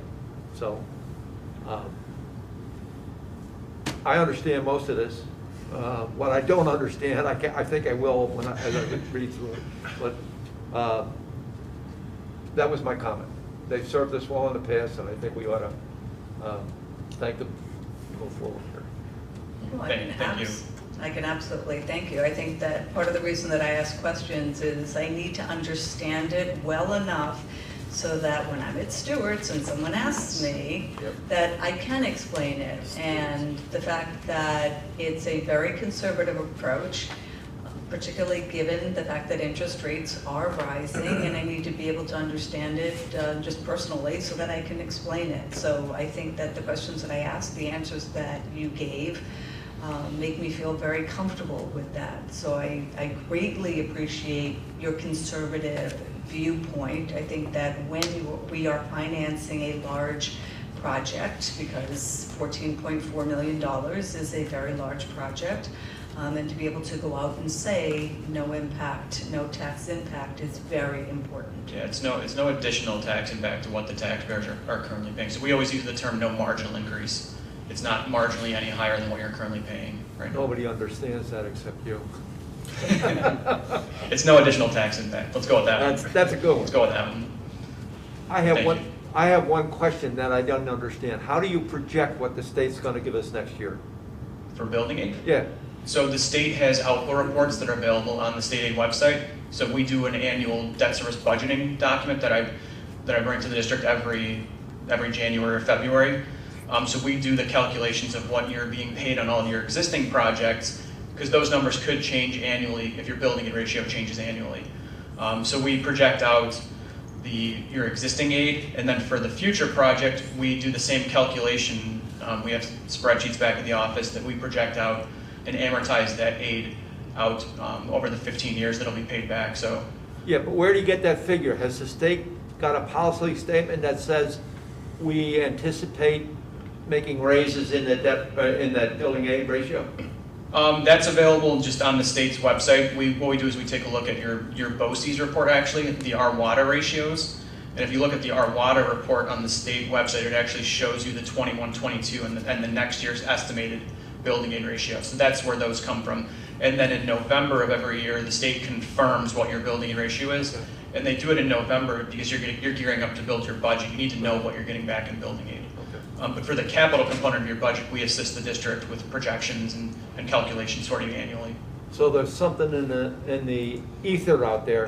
Like, this is not a number that you just picked out based on an analysis of what's happened in the past. Not for the building aid ratio. No, that's information that's available on SED's website. You had a comment? Yeah, Dave, I want to talk to the part about the local contribution or the local building. In the planning committee, when we were discussing this over and over again, it's the biggest bang for the buck we could get. It was brought up that there were many things that we were fixing that were not necessarily aidable the same way it would be if it was a big project. So they plan to address all the items that could potentially break in those next few years that we've been fixing and roll it into this big project so that we're getting the biggest bang for the buck that we can with the project. And the anticipation is that we don't do local spending on these smaller projects because we've addressed them in this bigger one. Did that help? Not I know a lot. you can't tell. Not a lot, because we just finished a project that's now costing us money. Yeah. We're doing the best we can. I know. Just quickly, I did provide also for each of you a timetable of dates. We don't need to go through all these steps, but just pointing out 4 steps on this page, or on this document. Step number 14 is at your October 3rd meeting is when you would be taking action and adopting the wording of the proposition and calling for the special election. Step number 17 is the submittal of your legal notices. We need to have legal notices published in a 45 to 49 day window of when your voter referendum is. So those are just some critical dates that we've just laid out for you. Hopefully it's a convenient document for you. And then we're showing on step number 22, your voter referendum on December 6th. And then the other one, in terms of a housekeeping item for the financial aspect of it, is that your January board meeting, upon a successful referendum, you would be adopting a bond resolution, and that gives you the authority then to issue any notes or bonds for the financing. So our recommendation is to try to get that adopted as soon as possible after the voter referendum. Could you talk about that, because we have something on the 7th that just send the letter, but we don't necessarily have to have a board meeting, is that correct? I just wasn't quite sure.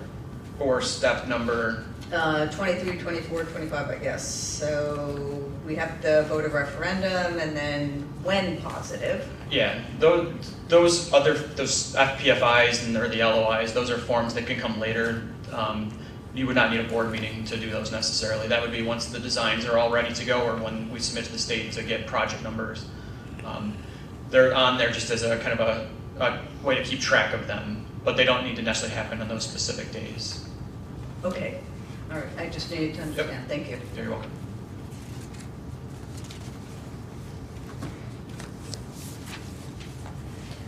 And thank you for all the questions too. We go to a lot of board meetings where we don't get any questions, so we appreciate that too. It makes it makes me feel like people are actually listening to what I'm saying. So thank you. You're welcome. We got a lot more questions at if that. you want. You got till 11 o'clock. I know. I have a 4-hour drive home. He's going at home. Did you close my document? No, it's right there. Here. Can't use this. Does anyone have a question? No, so thank you.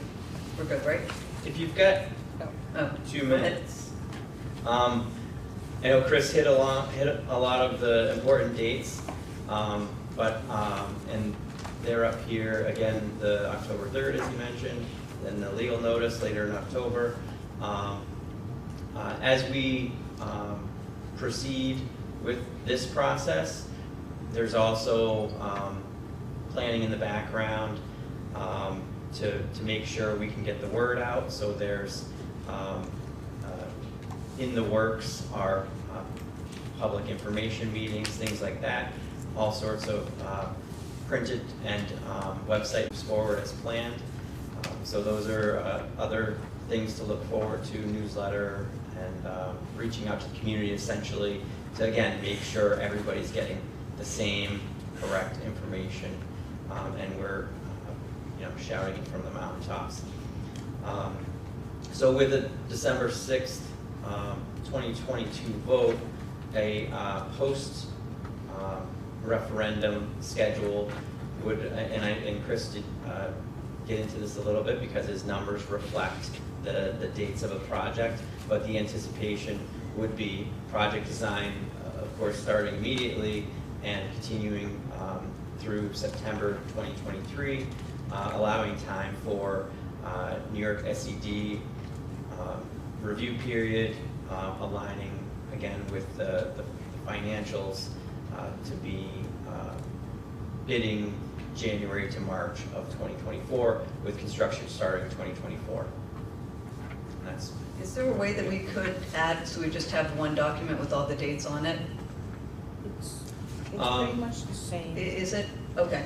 Yeah, mine is really a broad strokes review that could be used in public forums. All the data is on the Donegan in great detail.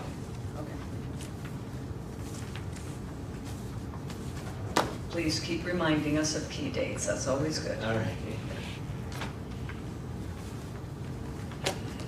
Anything else, or then I'm going to move us along. Thank you very much. This was very informative, and eventually it begins to make sense. Drive safe. Safe drive home, guys. Yes. Thank you.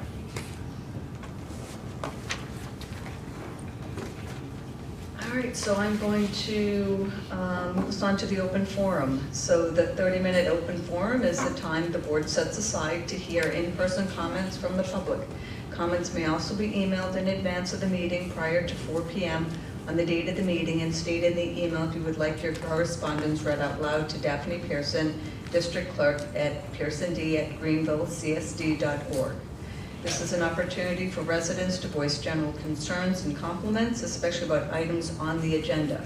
However, this is not the time to register complaints about specific individuals or about items that should be addressed confidentially through the proper channels. All comments shall be addressed to the district clerk and shall be limited to no more than 5 minutes per board policy 2180. Please note that members of the board may not be able to directly respond to citizens' concern during the public open forum. Is there anyone that would like to speak? Do we have any emails? No, we do not. Okay, then I'm going to move us on to action items. And we're going to combine 6.1, 6.2, and 6.3. So I need a motion to approve the minutes of the August 8th business meeting, of the August 29th business meeting, the September 12th tour of facilities. Eric, a second. Jim, thank you. Any discussion? All in favor? Aye. Is Jay here? Aye. Okay. Thank you.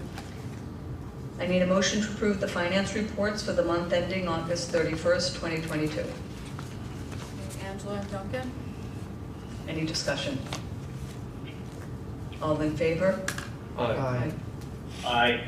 I need a motion to accept the Committee on Special Education recommendations. Jim? Eric, thank you. Any discussion? All in favor? Aye. Aye. Aye. I need a motion to approve the personnel agenda. Angela, Eric? Any discussion? All in I have a favor? question. Oh, go ahead, Jay. Thanks.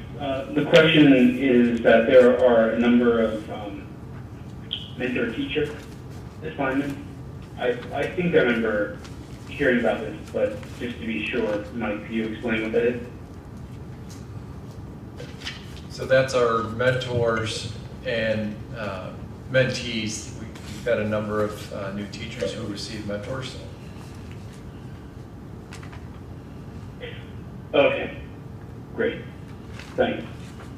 And that's pretty much an ongoing program that we've had Yep. for multiple years now.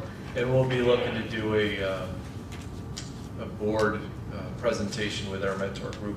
Been asked, so we'll be doing that most likely in November. Okay, wonderful. Any other questions? All in favor? Aye. Aye. I need a motion to approve the resolution to update counsel to Ferrara Fiorenza, PC law firm, effective October 1st, 2022. And this basically is due to a merger of Hogan, Sarzinski, Lynch, DeWind, and Gregory with Ferrara Fiorenza. Okay, I have Eric and Jim. Any discussion? All in favor? Aye. Aye. I need a motion to approve a 31-day emergency transportation contract bid to Coxsackie Transport. Duncan and Eric? Any discussion? I have one question about this. If there's no longer a need for transportation to solve this particular issue, are we still bound in the contract?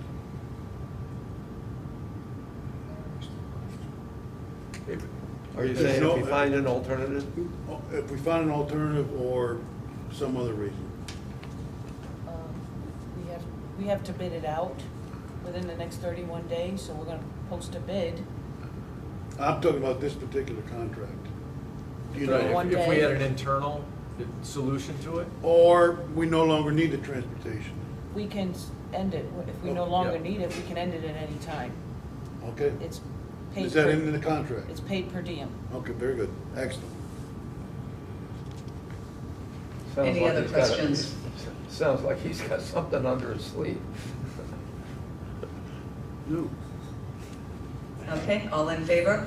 Aye. Aye. Aye. Do you, okay, okay. I need a motion to approve the intermunicipal tuition agreements between Greenville Central School District and Burn Knox Westerlo, Carroll Durham Catskill, Coxsackie Athens, and Wyndham Ashland Jewett Central School Districts for the 22-23 school year. Duncan, Jim? Any discussion? All in favor? Aye. Aye. I need a motion to appoint membership for committees. Duncan, Jim? I'm talking Eric, Jim, sorry. Any discussion? I have a question. Go ahead. Thanks. We've talked before for committees that when there is a spot for a parent, that be filled by a parent who's not employed by the district. And I just wanted to confirm that what we'll be doing here, that any parent filling that slot won't be an employee also. Yes, we try to address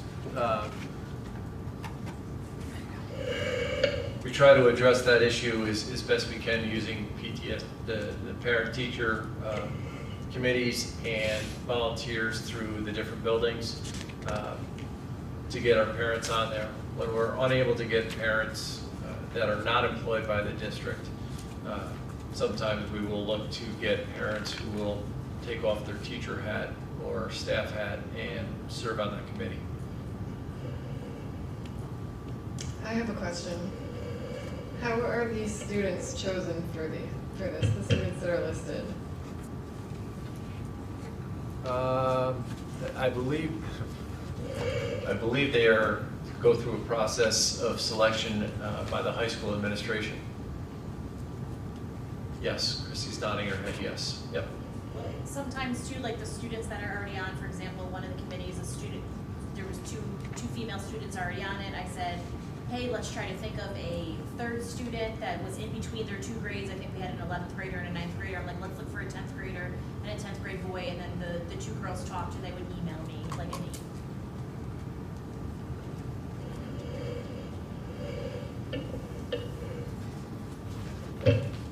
Any other questions?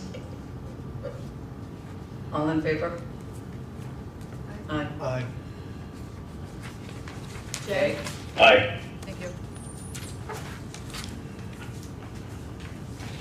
I need a motion to approve the standard workday resolution for employees.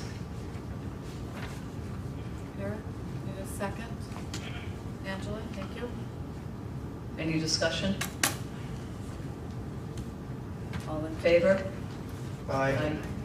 Aye. I need a motion to amend the 22-23 rates of pay for scoreboard operators, shot clock operator, soccer per event to $50. Angela, Jim? Any discussion? All in favor? Aye. Aye. I need a motion to approve surplus items. Eric, need a second? Angela, thank you. Any discussion?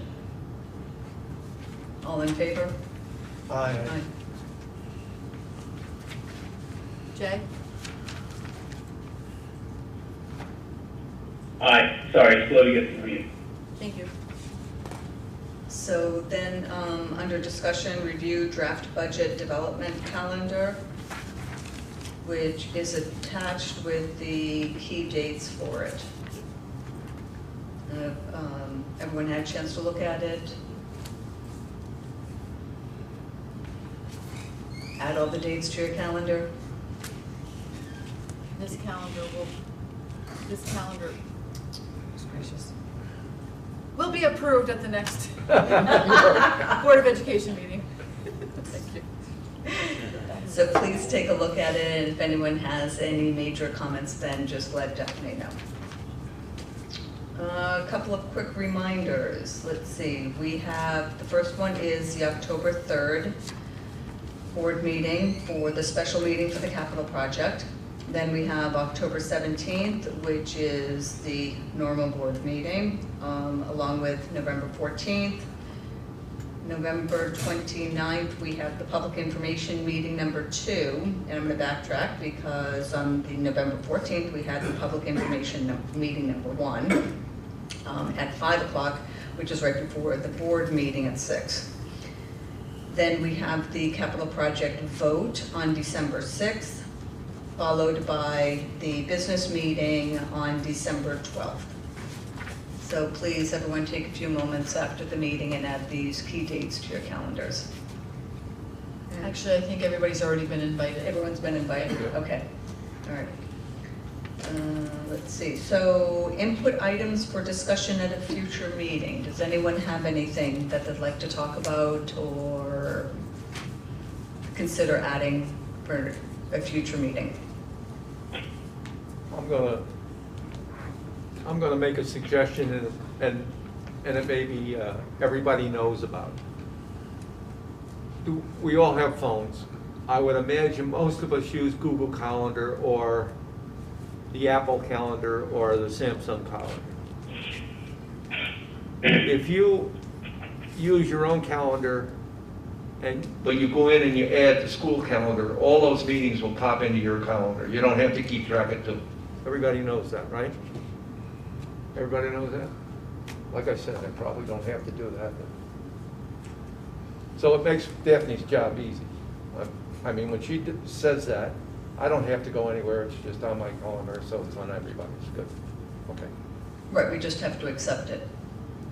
Yeah, but Okay. yeah, all I gotta do is link the 2 calendars then. All right, for that. Anything else? Okay, then. I have a request. It's not a discussion item. It's not for discussion in future meetings. It's more of a request for future meeting. That is, could we make sure that all presentations for a meeting are available in the board doc before the meeting? I mean, before as in days before, so that we have an opportunity to review them before we come?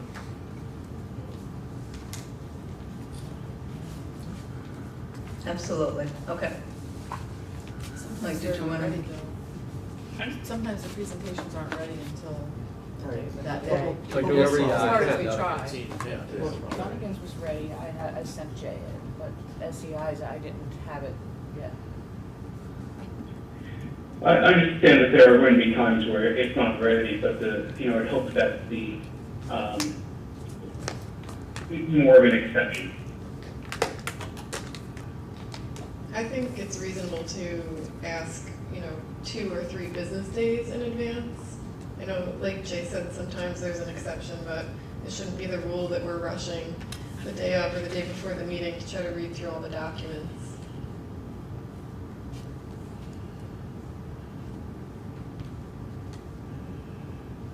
Okay. Thank you, Jay. Then, let's see, closing open forum. Please note the same guidelines apply as stated during the first open forum. Is there anyone that would like to speak? Okay. Then I'm going to ask for a motion to adjourn to executive session to meet with the school attorney, who I have seen him waiting patiently over there, to obtain legal advice on possible litigation. And after the proposed executive session, the meeting will return to public session and adjourn. I just need a second, I have Eric and Angela, thank you. But no. And any discussion, all in favor? Aye. Thank you. Daphne, should I stay in this meeting for